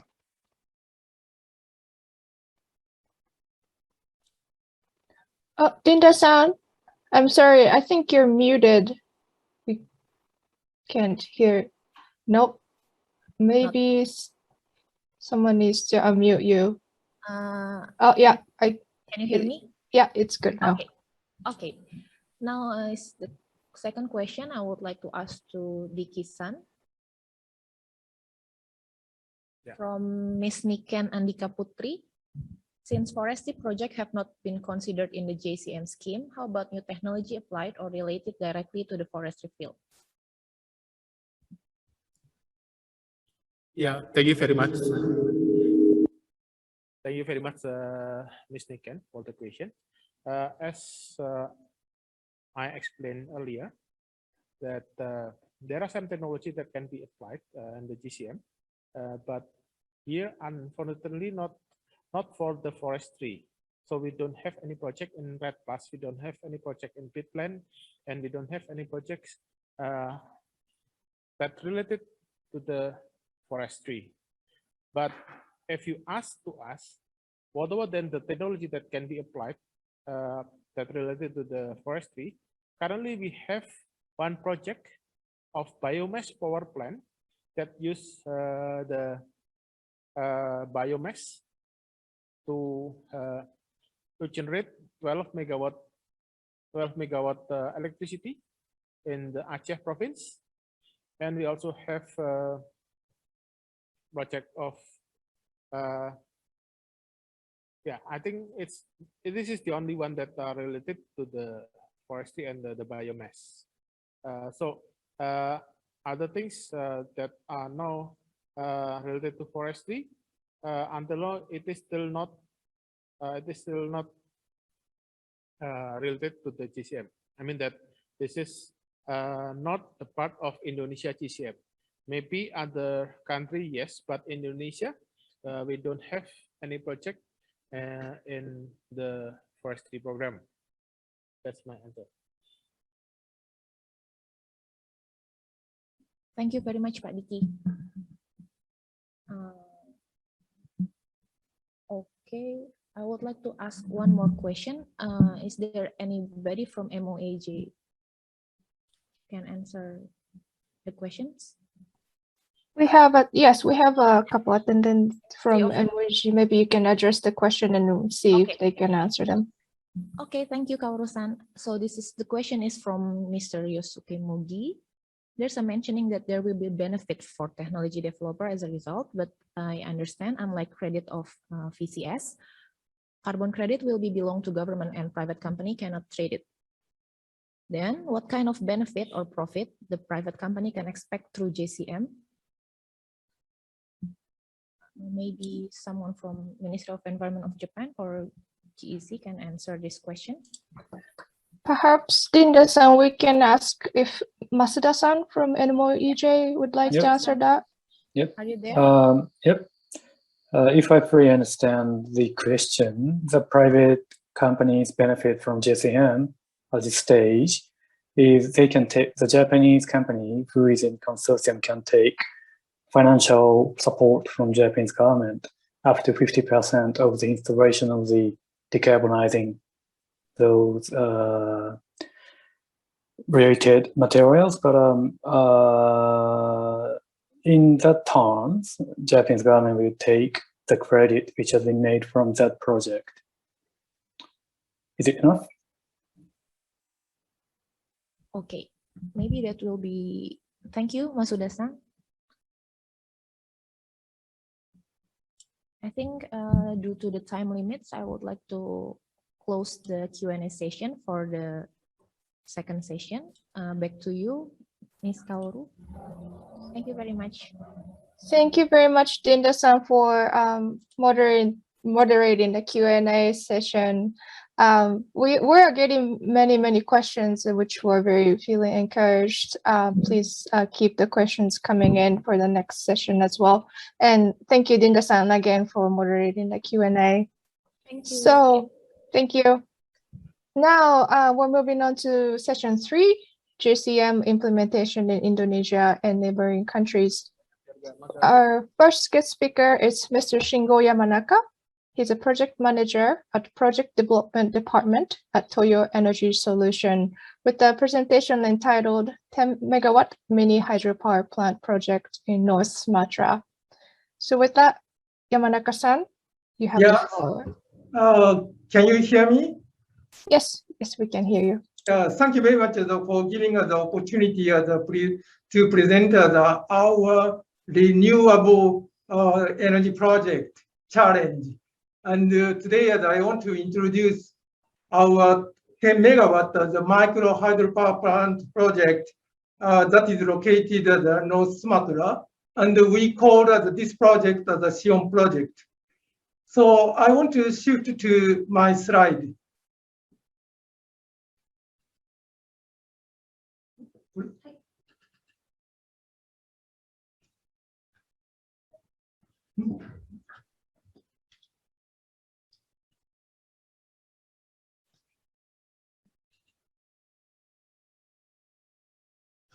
Can you see this? So, yes, we can.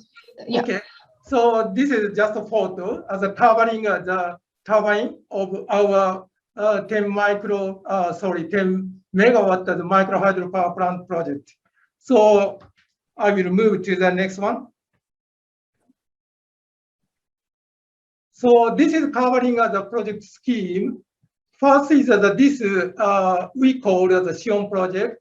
Sion project is operated by the PT Citra Multi Energy. We are also calling CME. This appears at the center of this slide. So this is a SPC company to operate this hydropower project. And this CME is a consortium by the Japanese partner, Toyo Energy, and also the Indonesian partner is Anantaka. So by combination of these Indonesian and also Japanese parties, we established the CME. So this CME arranging the financing from Indonesian financial company, and also the CME procured the hydropower equipment from industry company, and also the construction covering the civil, mechanical, electrical, all the construction work are done by the local contractors. And by this project, we are selling the power to PLN according to the PPA agreement by use of also the FIT. So, of course, so this project is supported by Japanese government and also the Indonesian government through this JCM scheme. And I need to add that the first is that this project, this plant was construction completed in August of the last year and started the operation. And in August of this year, we achieved the 1 year operation. And as I said, that the Japanese party, that is Toyo Group. Toyo Group is the original and the main business is general construction works. And also Toyo is expanding the renewable energy business. So Toyo focusing on the renewable energy business So this is starting. This is including as a small hydropower, like the Sion project, and also the mega solar power project, and also methane fermentation project, and also the biomass project. So this Toyo is doing the operation, and also the Toyo doing the power, this plant engineering business. And Indonesian party, Anantaka is also the incorporated to develop the green energy business in Indonesia. So Anantaka has now operated the decision project, and also the now driving under development of other hydropower project. And now target is total capacity of 100 megawatts. So Anantaka project philosophy is to contribute to the surrounding society, and also the maximize the energy production efficiency, and also the Anantaka respect and also the comprise of international environmental standard. So this Anantaka target and goals, and also the Toyo objective, these are the same, and Anantaka and Toyo have been aligned completely and share the goals. And following the outline of this project to move to the location, this is covering this is shown project location. This is located in the North Sumatra side, and approximately around 200 kilometers from Medan City, south side and the west side. And also the catchment area is around the 279 square kilometer. And this hydropower project, this plant project is main equipment is, the horizontal shaft Francis turbine and brushless the synchronous generator. So these are the main equipment. And by use of these equipment, we are producing the hydropower generation, the 6 megawatt. And this power plant is composed of the 2 identical units. So this power plant is producing the maximum is 12 megawatt.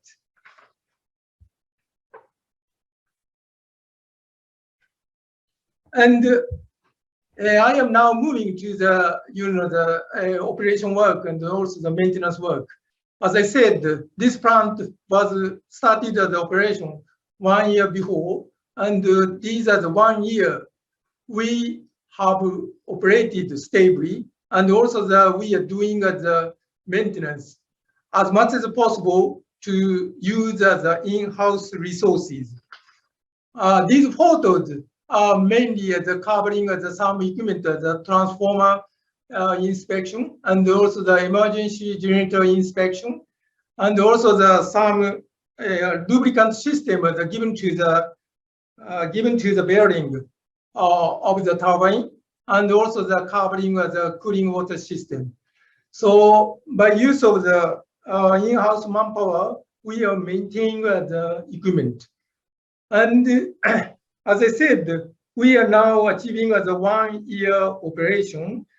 And last week of the end of the August, we also did the 1 year test and inspection of this equipment, and do disassemble and assemble of the turbine, and also inspect the runner of the turbine.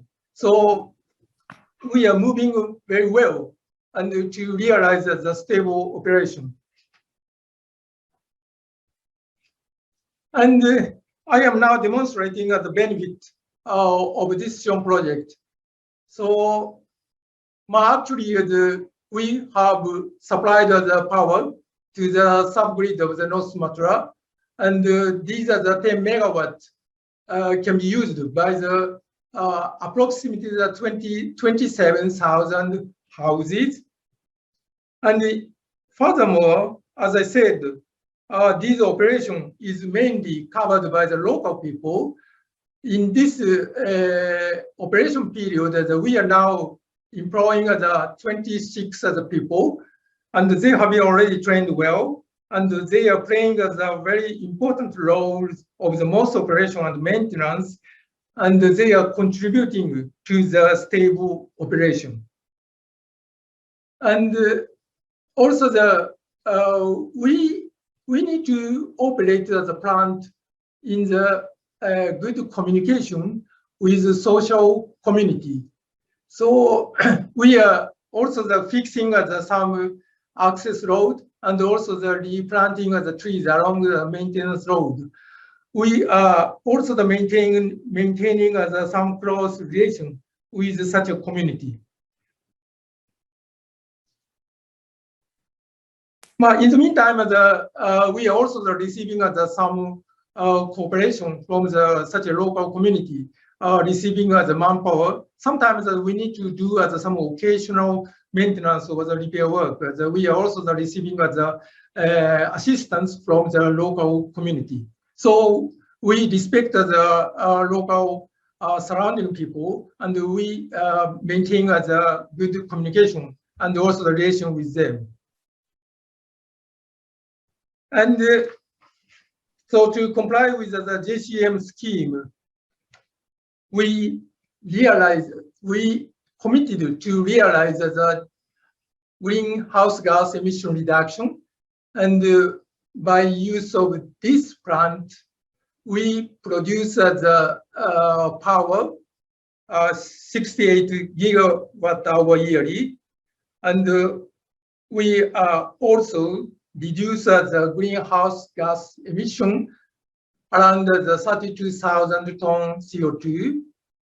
And we also reduce the totally greenhouse gas emission until the 2030.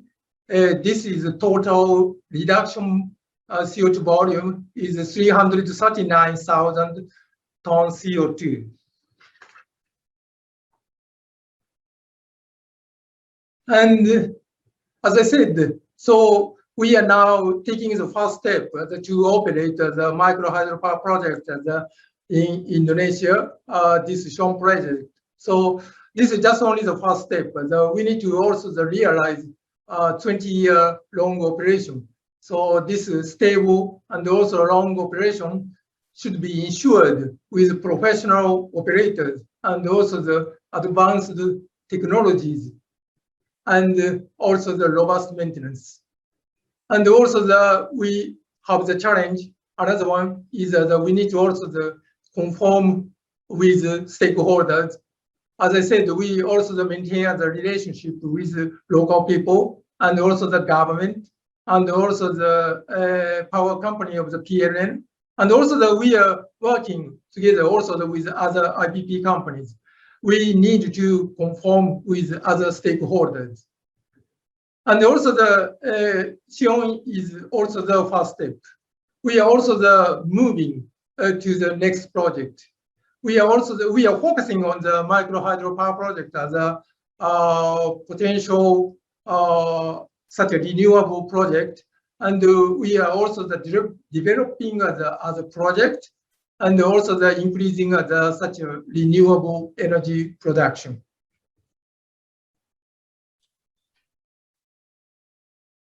I'm very sorry. Can you perhaps wrap it up in next 3 minutes or so? I'm sorry. Yeah, no problem. So these are I can skip some photo. This is covering some cooperation with local people, and move to the last one. Thank you very much for kind attention. Terma City. Yamanaka-san, thank you very much for the very comprehensive presentation. I apologize for interrupting you there. Next speaker for this session is Mr. Noriharu Shida He's a Chief Staff Manager at New Energy X-Tech Department at Mitsubishi Heavy Industries with a presentation entitled 29 Megawatt Binary Power Generation Project at Palayan Geothermal Power Plant. So Mr. Shida, you have the floor. Thank you. Thank you very much for your kind introduction. Can you hear me? Yes, we can hear you. Yeah, okay, thank you. So I would like to share our presentation here.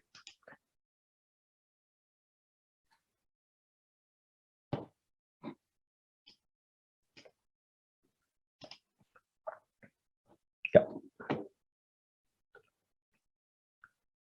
Okay, so let me start. Selamat siang, nama saya Shida dari MHI, Mitsubishi Heavy Industries.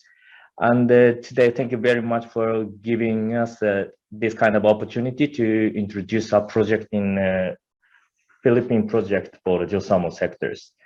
So today, I would like to introduce our 29 megawatt binary geothermal power plant in the Philippines, supported by the JCM. This is today's index for my presentation. And the first one is about the MOEJ group, and next one is the Philippine Palayan project under the JCM scheme. And next, go in some detail about this project is the project site, initial plan, and fourth one is the current status. And fifth, what kind of solution we are planning for this project is mentioned here. And last one is the energy transition and the global hydrogen supply chain for our concept. At first, let me introduce our achievement in Indonesia. For the first one, it is a power plant, almost 17 gigawatts will be installed by the 2022 with our solution for the gas turbine combined cycle, coal-fired, industrial, and geothermal power plant. So today's agenda is this, the geothermal power plant actually. And the second one is the chemical and fertilizer plant. A total 8 plants has already been delivered since 1998. And third one is transportation, or the depot project completed in the 2007, and the Java main line from the Manggarai to Cikarang completed in the 2017. Last one is industrial equipment, mainly for the factory users. And it may sometimes contribute to GHG reduction actually. For example, the diesel gas engine generators, air conditioning system chillers, and forklift and so on. Okay, so next page that we would like to focus on the geothermal sectors. MOEJ group can contribute to reduce GHG emissions for the various geothermal fields from the high temperature resources to the low temperature resources. So look at this organization, and we are the Mitsubishi Heavy Industries, and in the right side there is a Mitsubishi Power, which is capable for the first-time geothermal power plant. This picture shows the Darajat project in Indonesia, so we have several experience for the geothermal power plant actually. And today's agenda is the left side. This is the binary type. It is provided by the Turbo Dam. And Mitsubishi Heavy Industries is the parent company of this company. And a total of 400 ORC plants is already installed globally.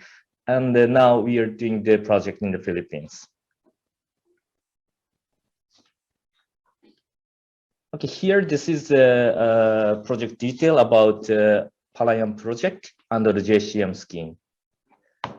It's the left side. There is a 29 megawatt binary geothermal power plant with the ORC system to the existing 120 megawatt flash cycle owned and operated by the Bakma Geothermal Inc. And this project is located in the Palayan area of the southern part of the Luzon Island. And this project effectively utilizes the exhaust hot water from the existing flash cycle without producing hazardous gases. So look at the system configuration. It is the right side of this slide. It's a top figure. This is the existing flash cycle, flash geothermal power plant. So this blue line, this is the exhaust hot water line. This normally goes back to the injection well. But when we consider to add additional ORC system to this line, then we can get more electricity from the existing cycle without any drilling activities. So as you can easily imagine that there is many existing flat cycle power plant in Indonesia. So we strongly believe that we can do the same system configuration under the JCM support in Indonesia. In the left side is the expected GHG reduction is around 72,000 tons CO2 per year. And next is the project plan of the Palayam project. Is right on the top side, there is a red colored one. This is existing flash type geothermal power plant. This is the power plant, existing one. And the lower side is yellow colored. This area, we're going to install our ORC system here.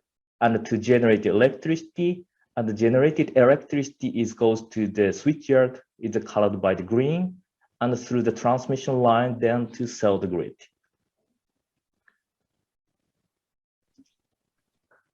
The next one is the current status of this project.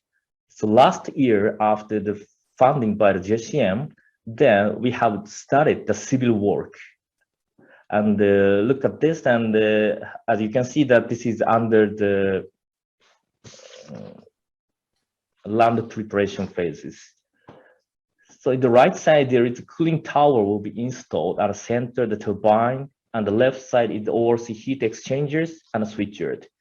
So now we smoothly start this project and under the construction phases.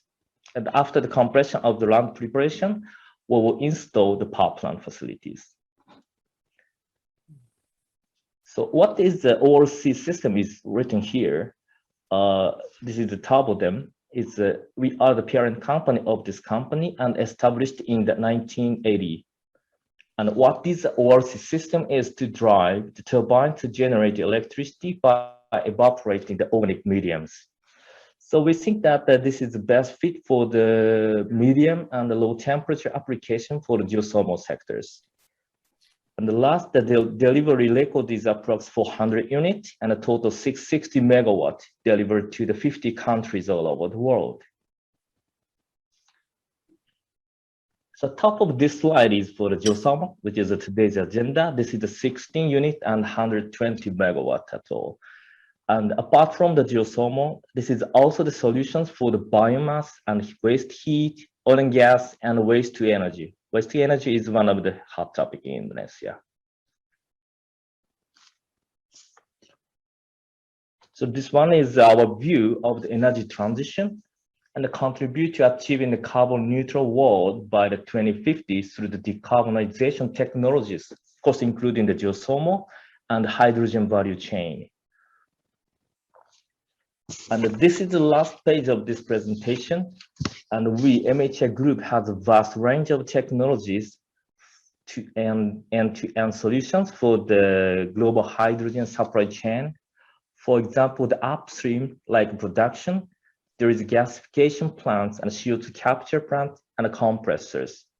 For the midstream, for the transportation, there is ammonia, methanol, co-production plant, and gas carriers. And last one is the downstream for the demand side. There is hydrogen gas turbines and hybrid fuel cell. So based on these equipment or as a solution basis, so MHI Group would like to contribute the GHG reduction all over the world and also in Indonesia. Terima kasih banyak. Thank you very much for your kind attention. Arigatou gozaimashita. Thank you very much, Shida-san, for that presentation.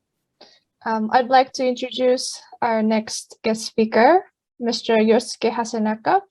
He's a consultant at International Business Unit, Environmental Consulting Department from Japan and US, with a presentation entitled City-to-City Cooperation Project by Terma City to realize SDGs Future City for Bali Province in Semarang, Central Java Province. So with that, Hasenaka-san, you have the floor. Okay, thank you very much for your kind introduction. Can you see me and hear me well? Yes, we can see you and hear you just fine. So first, let me share my screen, please.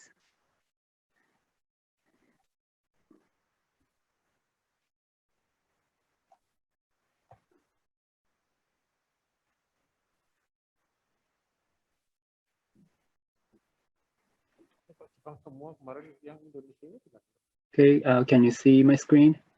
Yes, yeah, we can. Okay, so good afternoon, everyone. Samashian. My name is Yosuke Hasenaka from Japan and US. It is an honor to introduce the activities of the City-to-City Collaboration Project in Indonesia. Our project title is City-to-City Collaboration Project to realize SDGs Future City by Terma City, Bali Province, and Semarang City. In today's presentation, I will be discussing with you the following. First, I'd like to briefly introduce our company. We Japan and US is an environmental and energy consultancy company established 50 years ago. Also, we are a subsidiary of JCC Holdings, one of the largest oil and gas EPC companies in Japan. Here are our track records of JCM-related projects. As shown here, we have facilitated many JCM feasibility studies and JCM projects in Indonesia. In this slide, I'd like to explain about related cities in this city-to-city collaboration project. First is Terma City. Terma City is known as an environmental future city and SDGs future city thanks to the development of compact city through public transportation and the use of renewable energy. Second is Bali Province, which started cooperation with Terma City under the Cooperation Agreement for Sustainable Energy in 2014. Third is Semarang City, which requested support from Terma City in 2014 when both cities were selected as 100 resident city proposed by Rockefeller Foundation in 2014. Consequently, Semarang City conducted many projects with Terma City under city-to-city collaboration. Now, I would like to explain our city-to-city collaboration project. The main purpose of this city-to-city collaboration project is to conduct feasibility studies for formulating JCM projects under the cooperation between Terma City, Terma local companies, and Bali Province and Semarang City. Currently, we are conducting three kinds of survey. The first one is a survey for formulating transportation fuel conversion project. The second one is a survey for solar power generation project. The third one is a survey for hydrogen technology development in Bali. As for implementation system, Japan and US works jointly with Terma companies, which are Hokusan and Nissan Chemical Corporation in the DDF project, as well as Nihon Kucho Hokuriku for the solar power generation project. We collaborate with Terma Hydrogen Energy Promotion Council for the hydrogen survey. Also, we are cooperating with Terminal Gas for developing DDF project in Bali. Now, let us take a look at each project candidate being considered. First is fuel transportation project. In Bali and Semarang, diesel is still consumed as main transportation fuel, which causes air pollution and large amount of CO2 emissions. As alternative energy in the future, electricity and hydrogen are expected. But introducing electric vehicles and fuel cell vehicles takes a lot of time. On the other hand, converting diesel fuel to natural gas is relatively easy and an effective way to reduce GHG emissions and prevent air pollution in transportation sector. Based on this situation, last fiscal year, we selected JCM project targeting vehicles and collect fuel consumption data. Then we estimated economic effect and GHG reduction effect. And as a method for converting diesel fuel to CNG, we are considering adopting an innovative low carbon technology which is called DDF system.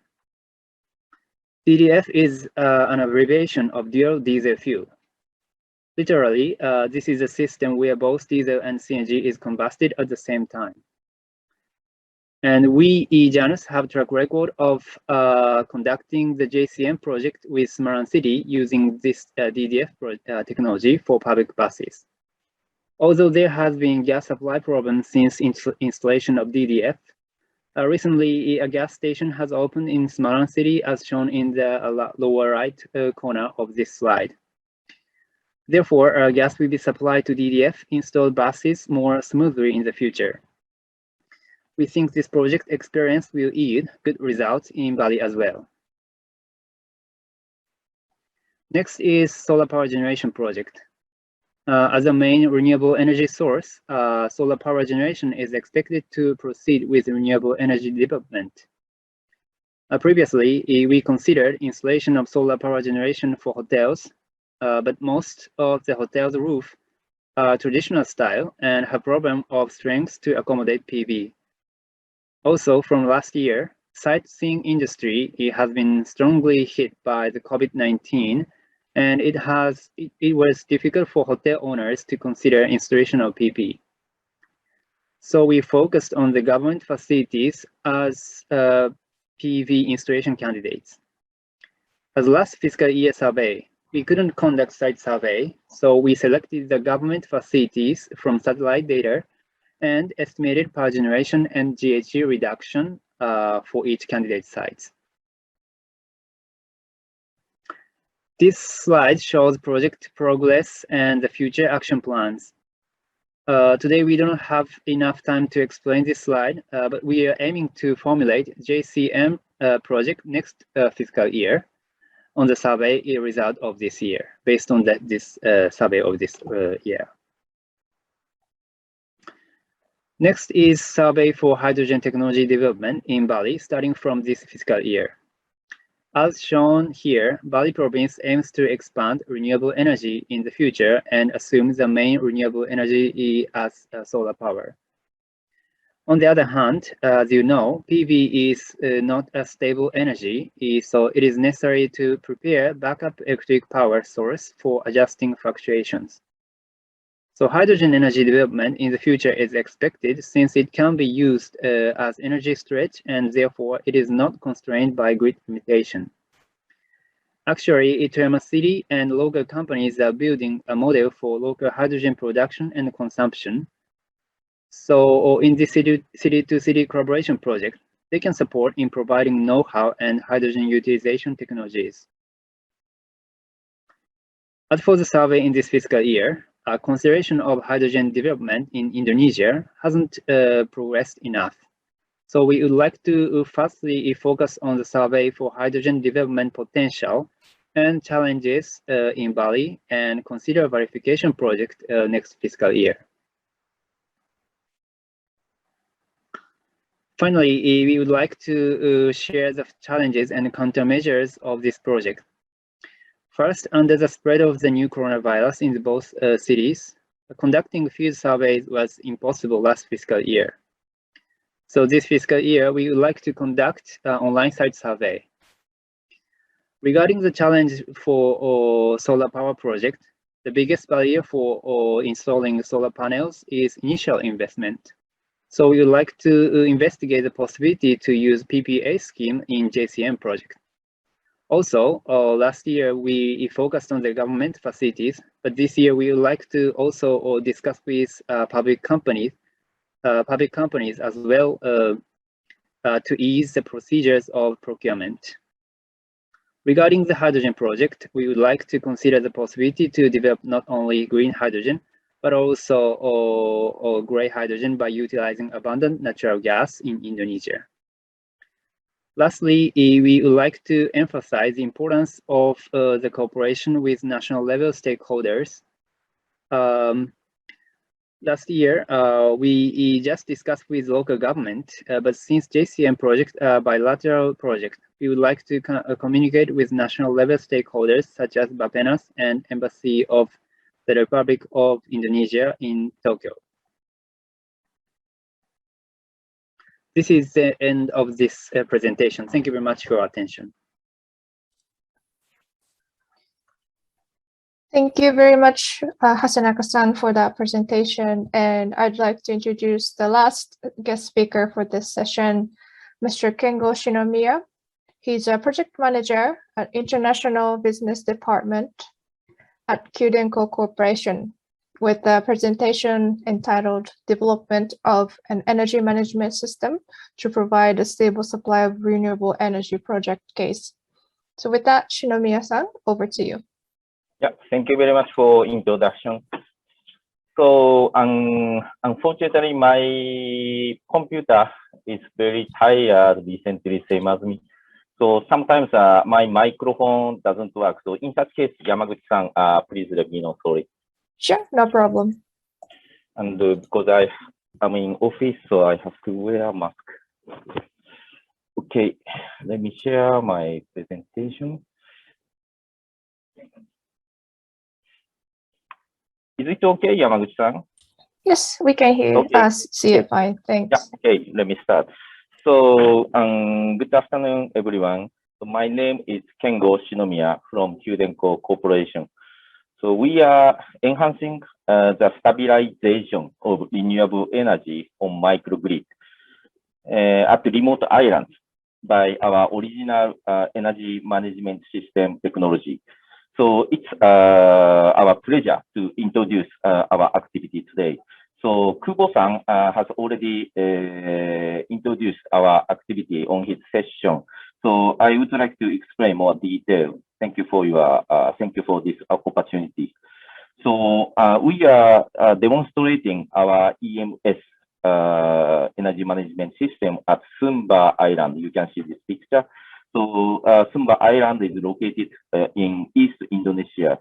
So we had built up this demonstration in December year 2017. Based on the scheme of financing program to demonstrate the decarbonization technology for realizing co-innovation, supported by Ministry of Environment and JEC. So at first, please let me introduce a little bit about our company. So Kyudenko headquarters is located in Fukuoka City. Fukuoka City is located in west side of Japan. So our main business is electrical construction and facility construction like air conditioning, piping, mechanical area, and so on.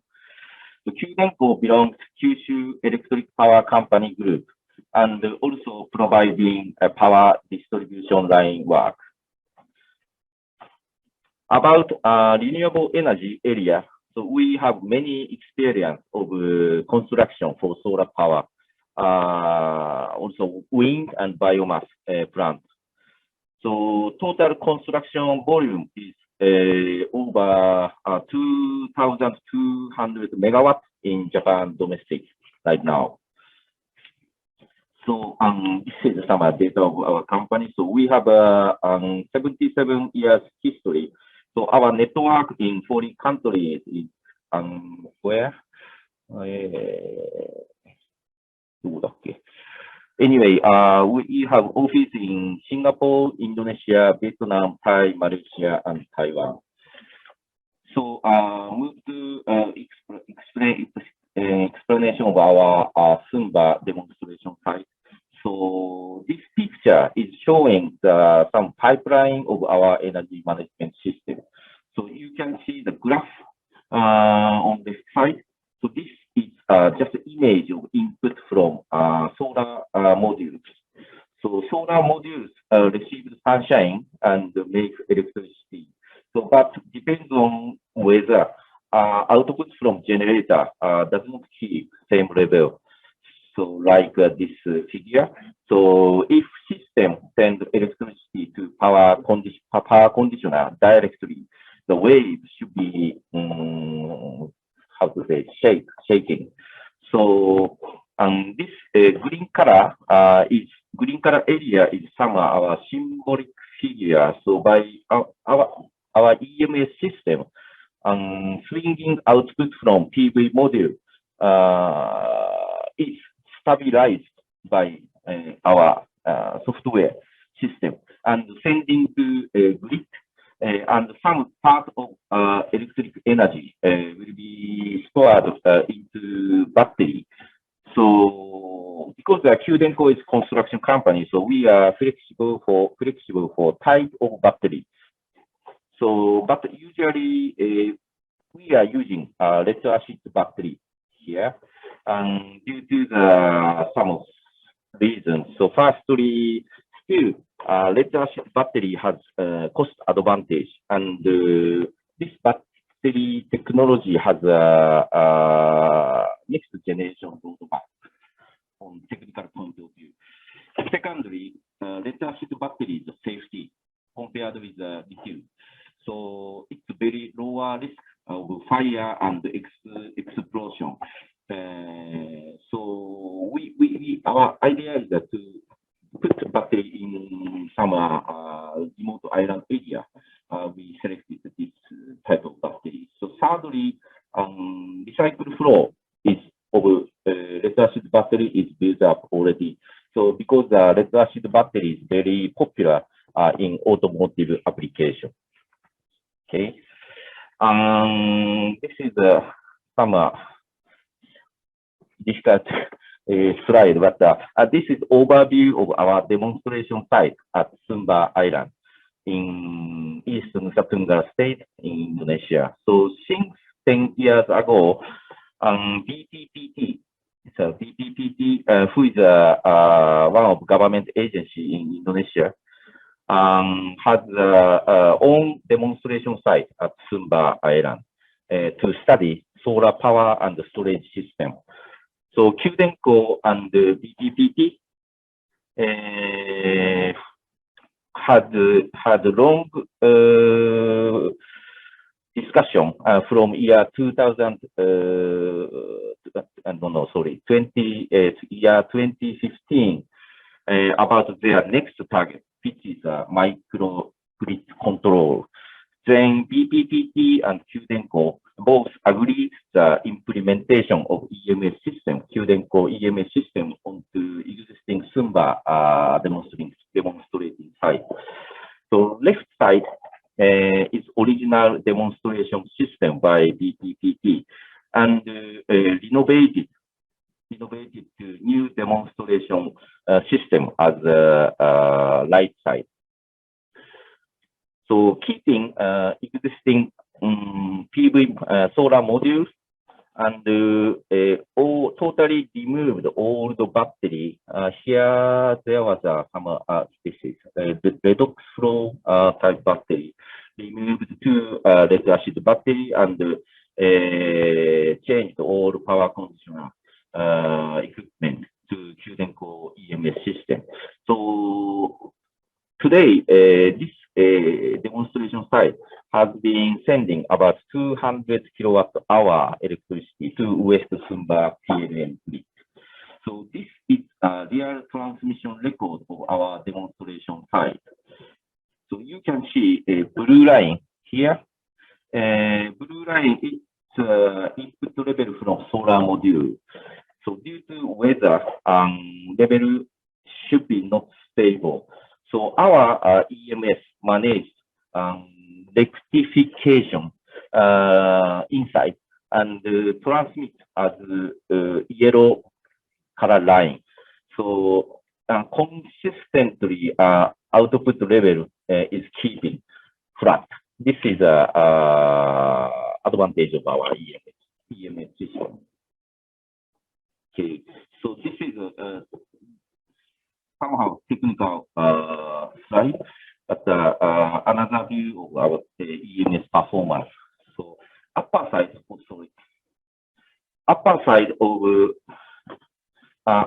is the normal type of transmission figure of solar power generator. So of course, sunshine should be peak at noon and going down in evening time. So using our EMS system, transmission to the grid this amount should be keeping flat. This is a very simple figure of our system. Okay. Okay. So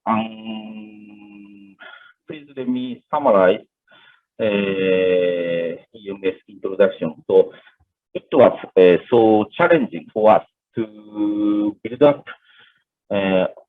our site far from our home ground. So because we are living in Kyushu Island, Japan, so there are a lot of islands, and we have many experience there.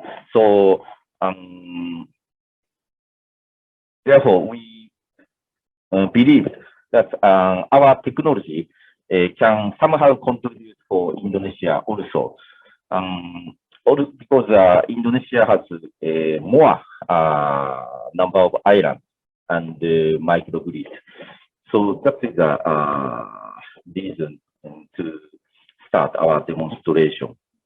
So however, introduce our technology, paper-based was not enough, we think. So we have to show real power generation by our EMS. So there were two options. One is to invite Indonesian people to our Kyushu, Japan. Another one is to make our site in Indonesia. So according to kind cooperation with BPPT and the co-innovation program by Japan government, so finally we could make this demonstration site. So next step is our commercial opportunity of renewable energy generation. So we have been planning several projects. So our final goal is to achieve 24 hours electricity supply by renewable energy only. Okay. So this is a final page of my presentation. So this is one of our plans at somewhere remote island in Indonesia. So above figure is actual grid network. So mainly electricity supplied by a diesel generator, two system of diesel generators. And but there are some small-scale solar power managed by ESDM and PLN. So if so, we are trying to innovate by our EMS also. So, but if power source is only solar power, still it's difficult to cover 24 hours demand. So, therefore, so some diesel generators should be remain as base load source here.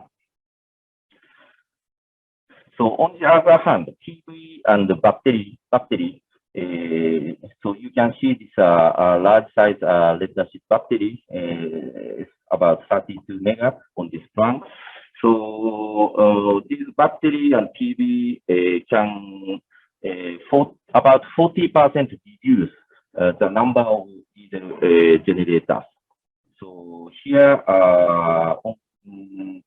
here there is a some about 2.8 megawatt actual diesel generator, but switching to EMS system, so we can achieve some peak system. So this diesel generator can be transferred to another area, another location. So we are proceeding this plan and hopefully JCM program applied to this plan in near future. So thank you very much for your kind attention, and sorry for my poor English. That's all. Thank you very much. Thank you very much, Shinomiya-san, for that presentation. And I'd like to thank all the speakers who presented for this session. They were all very informational, especially coming from someone who has implemented a JCM project in the past. So we're a little bit behind the schedule, but would like to move on to the Q&A session. And for this, I'd like to welcome Mr. Arozak Afe from the Coordinating Ministry of Economic Affairs and also Indonesia JCM Secretariat to moderate the Q&A for this session. And Arozak-san, if you're ready, over to you. Oh, excellent. Thank you, Ms. Yamaguchi. Okay, I see we have a great speaker from Toyo Energy Solutions, from Mr. Sida, Mr. Shinomiya, and also Mr. Hasanaka. I see still there is no question into this session. I again invite all the participants to ask the questions about related presentation. I think while we wait for the participant to ask, I think I will call to Mr. Shida. Hello, Mr. Shida. I think while we wait, would you like to share your experience or maybe your obstacle or something related in the implementation of geothermal power plant projects in the Philippines? I think it will be very beneficial for us. Please, Mr. Shida, the screen is yours. Yeah, thank you. Thank you. Can you hear me?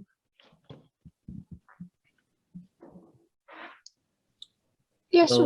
we can hear you. Okay, yeah, thank you. Thank you very much for your questions and comment. And actually, as a Mitsubishi Heavy Industries group, then we have more than 700 megawatts for the geothermal power plant in the Philippines. But it's mainly for the first cycle geothermal plant. So actually, this is one of the first one for the binary project in the Philippines.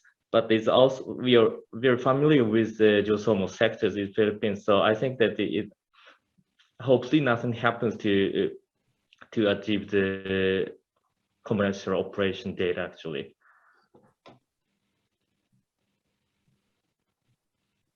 Great, thank you. Is there any really another obstacles in the implementation of geothermal? I think in Indonesia itself, still there is no JCM projects in the geothermal. I think your presentation will be a very great presentation for us. Also, I think I have one question from Mr. Hadi. Yeah.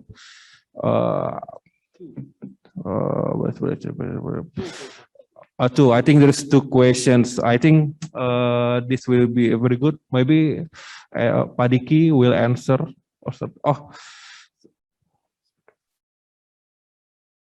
I think this question is related to session 1. And I think I will forward it to Mr. Chayadi if you want to answer it live or answer it by typing. I think while we wait for the speaker to answer these questions, I would like to call Mr. Shinomiya. I have a very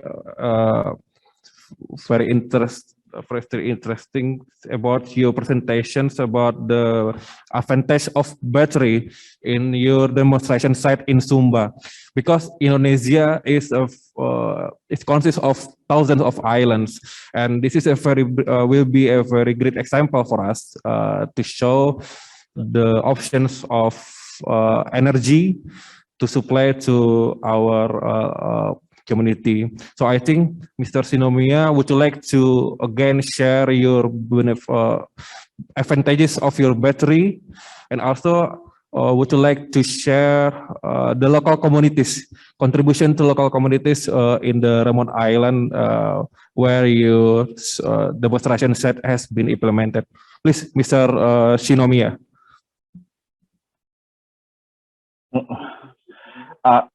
sorry, I could not catch your point. Sorry. So regarding a battery, so yeah, would you like to share again your advantages of your battery? Yes. In your side demonstration, please, Mr. Shinomiya.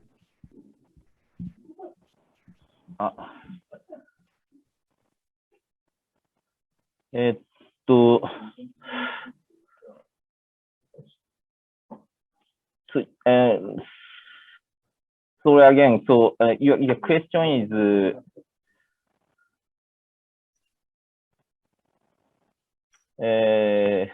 山口さん、すいません。ちょっと質問のポイントが。はい、バッテリーのが、どういったベネフィットがあるかとか、どういった役割を担っているんでしょうかということかと思いますが。はい、はい、わかりました。ありがとうございます。Thank you very much. So, regarding our function of battery, so if there is no battery, so there's no storage, of course. So power from solar or wind power also. That's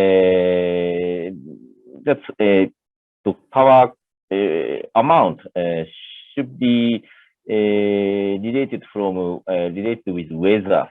So just no control. So to use battery, we can keep same level of electricity, and that can help to keep the function of microgrid. So if we send unstable electricity to microgrid, so you can maybe so microgrid is not so strong grid network, so very easily causing some blackout, something trouble. So to supply from a battery with the same wave, that is very important to keep stable supply. Is that okay for answer? Yeah, thank you. That's excellent, you. Mr. Shinomiya. I also want to restate the questions from Mr. Siagian. It also directs to you. The question is for the Q&A group. For the battery, as you know, Indonesia is developing the lithium battery production in Indonesia. Can lithium battery also be applied in your system? Please, Mr. Shinomiya.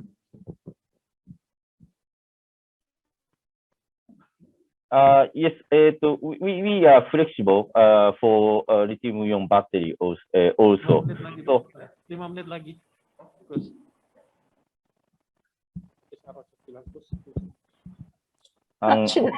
Go ahead. That's fine. Someone talking in the background. Yeah, yes. So this like our demonstration of Sumba Island. That is just one of power generation inside microgrid.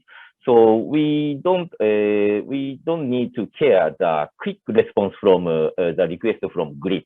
However, if we have some chance to manage all electricity inside all microgrid. In such case, it depends on the demand side. We generation have to respond so quickly. So in such case, lead acid battery is somehow slow. So we have to consider the lithium-ion battery, but we consider the balance of cost and performance. So this is that's all. Okay, thank you, Mr. Shinomiya. I think, I think I see there's no any questions for the participants. If there's any further questions, you can ask the speakers that will be share their presentation and their contacts in its material. I think my part is done. Please, I give back to Mr. MCs. Thank you. Thank you very much, Arozak-san, for great moderation for the Q&A. I think you had some really succinct and to the point questions. So thank you again for moderating the Q&A session. Now that's all for session 3, and now we are on to closing remarks. And our first guest speaker is Mr. Yuji Kimura. He's Executive Director at Head of Office Tokyo at Global Environment Center Foundation. So Mr. Kimura, over to you. Thank you, Yamaguchi-san. On behalf of the organizers on Japanese side, I'd like to say a few words as a closing address. First, we deeply appreciate all of you for participating in today's webinar. We are also very grateful for the kind cooperation by Coordinating Ministry of Economic Affairs of Indonesia and Indonesia JCM Secretariat. Without your cooperation, we could not have held this webinar successfully. We have been holding JCM seminars continuously in Indonesia for several years to create an opportunity for people in Indonesia to learn and deepen their understanding about the JCM financing program. This year, we chose innovation for carbon neutrality through JCM as the main theme of the seminar because of the recent rapid developments toward carbon neutral society worldwide, including Indonesia and Japan. Due to the influence of coronavirus, following the last year, we held the seminar in a webinar format. But thanks to you, we were able to have many more participants than expected today. To wrap up today's presentation, in the session 1, we had special speeches from Mr. Ferry Ardianto, Coordinating Ministry of Economic Affairs of Indonesia, and Mr. Shimizu, Embassy of Japan, addressing the importance of and further development of JCM as a tool of contributing to GHG emission reductions, as well as sustainable development in Indonesia. In the session 2, we had a presentation about Japan's policy for carbon neutrality and the role of JCM from Mr. Masuda, Ministry of the Environment, Japan, including the enhanced target for JCM by 2030. And in response to it, Mr. Diki Hindauto from the Indonesia JCM Secretariat explained Indonesia's implementation for Paris Agreement and expectations for JCM, highlighting the importance of market mechanisms, including JCM, to achieve Indonesia's NDC. And Mr. Chayadi Irodahono shared JCM recent update in Indonesia, giving us a clear picture of JCM procedure and the current situation of JCM model project adapted for Indonesia. From Global Environment Center Foundation, Mr. Takahashi and Ms. Aoyama presented updates on JCM financing program and JCM global maps. In addition, Mr. Kubo introduced co-innovation program, as well as pilot project for hydrogen supply chain, which was newly started this fiscal year. And in the session 3, Mr. Yamanaka from Toyo Energy Solution shared the results of mini hydropower plant project in North Sumatra, which contributes to the sustainable development in the region through not only providing renewable energy, but also employing local people providing local communities with access roads and fresh water. Mr. Shida, Mitsubishi Heavy Industries introduced binary power generation project at geothermal power plant in the Philippines. We think geothermal power generation is also promising in Indonesia due to the existence of a vast amount of geothermal energy potential. As one of the city-to-city collaboration program for decarbonized society, Mr. Hasenaka, Japan NUS, explained the complex project for SDGs Future City by Oyama City and Bali and Semarang, which attempts to formulate various projects such as transportation, fuel conversion, solar power generation, and hydrogen technology, considering the needs and potential of each city.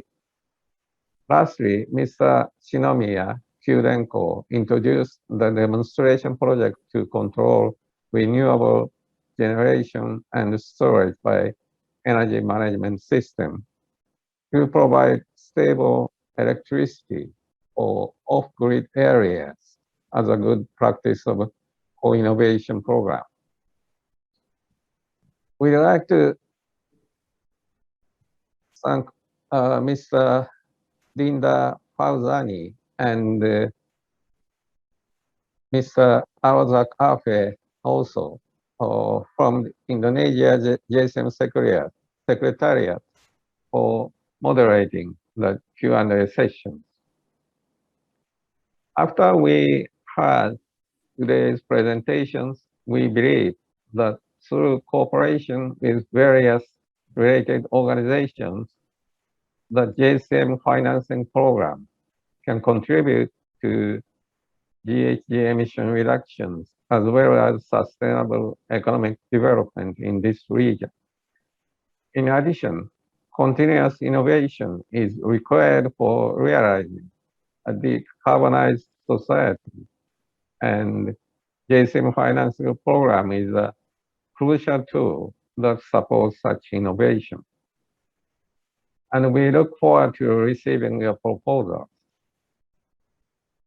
We are planning to hold webinars for other partner countries, so we would appreciate it if you could join us again. Finally, I'd like to thank all speakers and viewers again. Thank you very much, and terima kasih. Thank you very much, Kimura-san, for the closing remarks.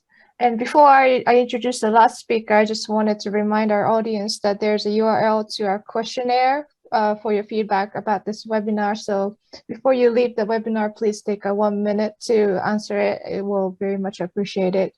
And without further ado, and last but not least, I'd like to welcome Mr. Eddie Prudio Pambudi. I'm sorry. He's the Acting Deputy Minister for International Economic Cooperation at Coordinated Ministry of Economic Affairs of Indonesia. Mr. Eddie, the floor is yours. Thank you, moderator. Is it audible? Yes, we can hear you. Yes, thank you.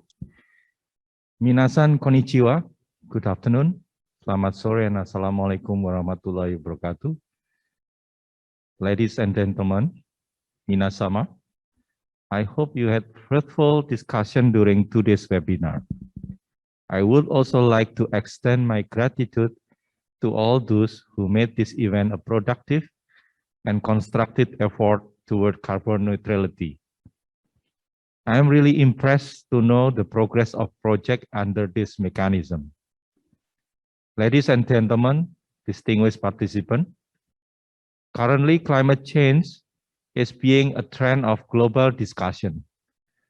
The 6th assessment report from United Nations Intergovernmental Panel on Climate Change published last month has shown that we are at imminent risk of hitting 1.5 degrees above the pre-industrial level in the near term.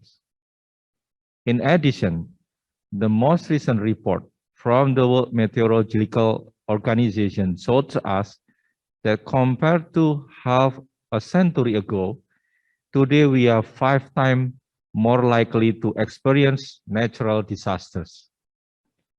The Secretary General of WMO further explained that the climate extremes due to climate change and negative trend in climate will go on for the coming decades. This phenomena confirm that concern raised by the scholars have begun to occur in our daily lives, reminding us of the needs of strong and concerted efforts from every nation to curb global warming. At today's webinar, we heard that low carbon development has motivated a collaboration through the joint crediting mechanism. We really expect that the JCM is not just a paper of agreement left on the table, but there has been a lot of joint work to put it into action. We have to work further beyond the box, so then we could create an innovative approach. With a theme of innovation for carbon neutrality through JCM, our message of this webinar tried to put forward the importance of innovation in playing a significant role in contributing to carbon neutrality. It is also worth noting some key points to take on, such as the successful implementation of the JCM projects give us more confidence to acquire the low carbon technology that plays a significant role to enable great potential in Indonesia to be realized. The implementation of the 29 megawatt binary power generation project at Palayan Geothermal Power Plant has enriched our insight about how we can develop the fast geothermal resources in Indonesia. The 10 megawatt mini hydropower plant project developed in North Sumatra has demonstrated that the JCM scheme contributed to the supply of clean energy in Indonesia and electricity access in remote area. The government of Indonesia really hope significant progress for these projects will soon bring benefit not only for countries, but also to the international community. Yesterday, in a conversation with the coordinating ministry Airlangga, this close cooperation that has existed for 8 years between Indonesia and Japan can an aspiration that the G20 members are leading by example in a joint effort to achieve a stronger response to climate change. In this very good opportunity, allow me also to share with you that Indonesia will carry out the 2022 G20 presidency. One of the main priority in the upcoming G20 discussion is sustainable recovery. We do all understand that despite the slight decline of greenhouse gas emission due to the spread of the 2019 novel coronavirus, its impact is considered to be insignificant. In fact, many studies shows us an increasing trend of GHG emission in line with the economic recovery. This is an urgent call for us to respond to the recovery wisely without ignoring the harmful impact of climate change in a collaborative manner. Today's event is a bright and clear example on how two G20 countries work together hand in hand to strengthen the climate action amid the recovery from pandemic. We have done in action, not just ambition. Therefore, I am very proud that this webinar is an important part of the road to Indonesia G20 Presidency 2022.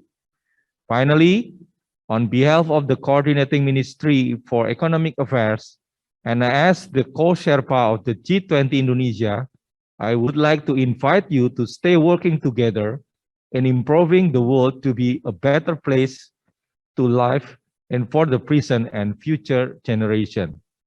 Thank you, terima kasih, and arigato gozaimasu.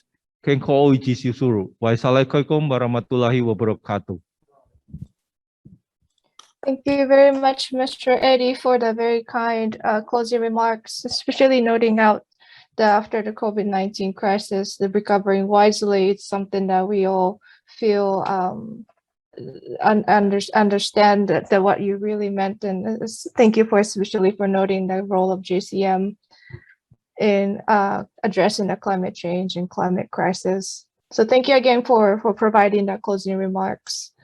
And this marks the end of this webinar. Please take a moment to answer the questionnaire when you leave. And I'd like to thank Coordinating Ministry of Economic Affairs of Indonesia, Indonesia JCM Secretariat, as well as the Ministry of the Environment Japan for co-organizing today's event. And I'd like to thank all the audience again for sticking around until the end. So this marks the end of the webinar, and we certainly look forward to seeing you again at different webinars or by seeing your proposals. So thank you again for joining us. Good evening, and thank you again, and goodbye.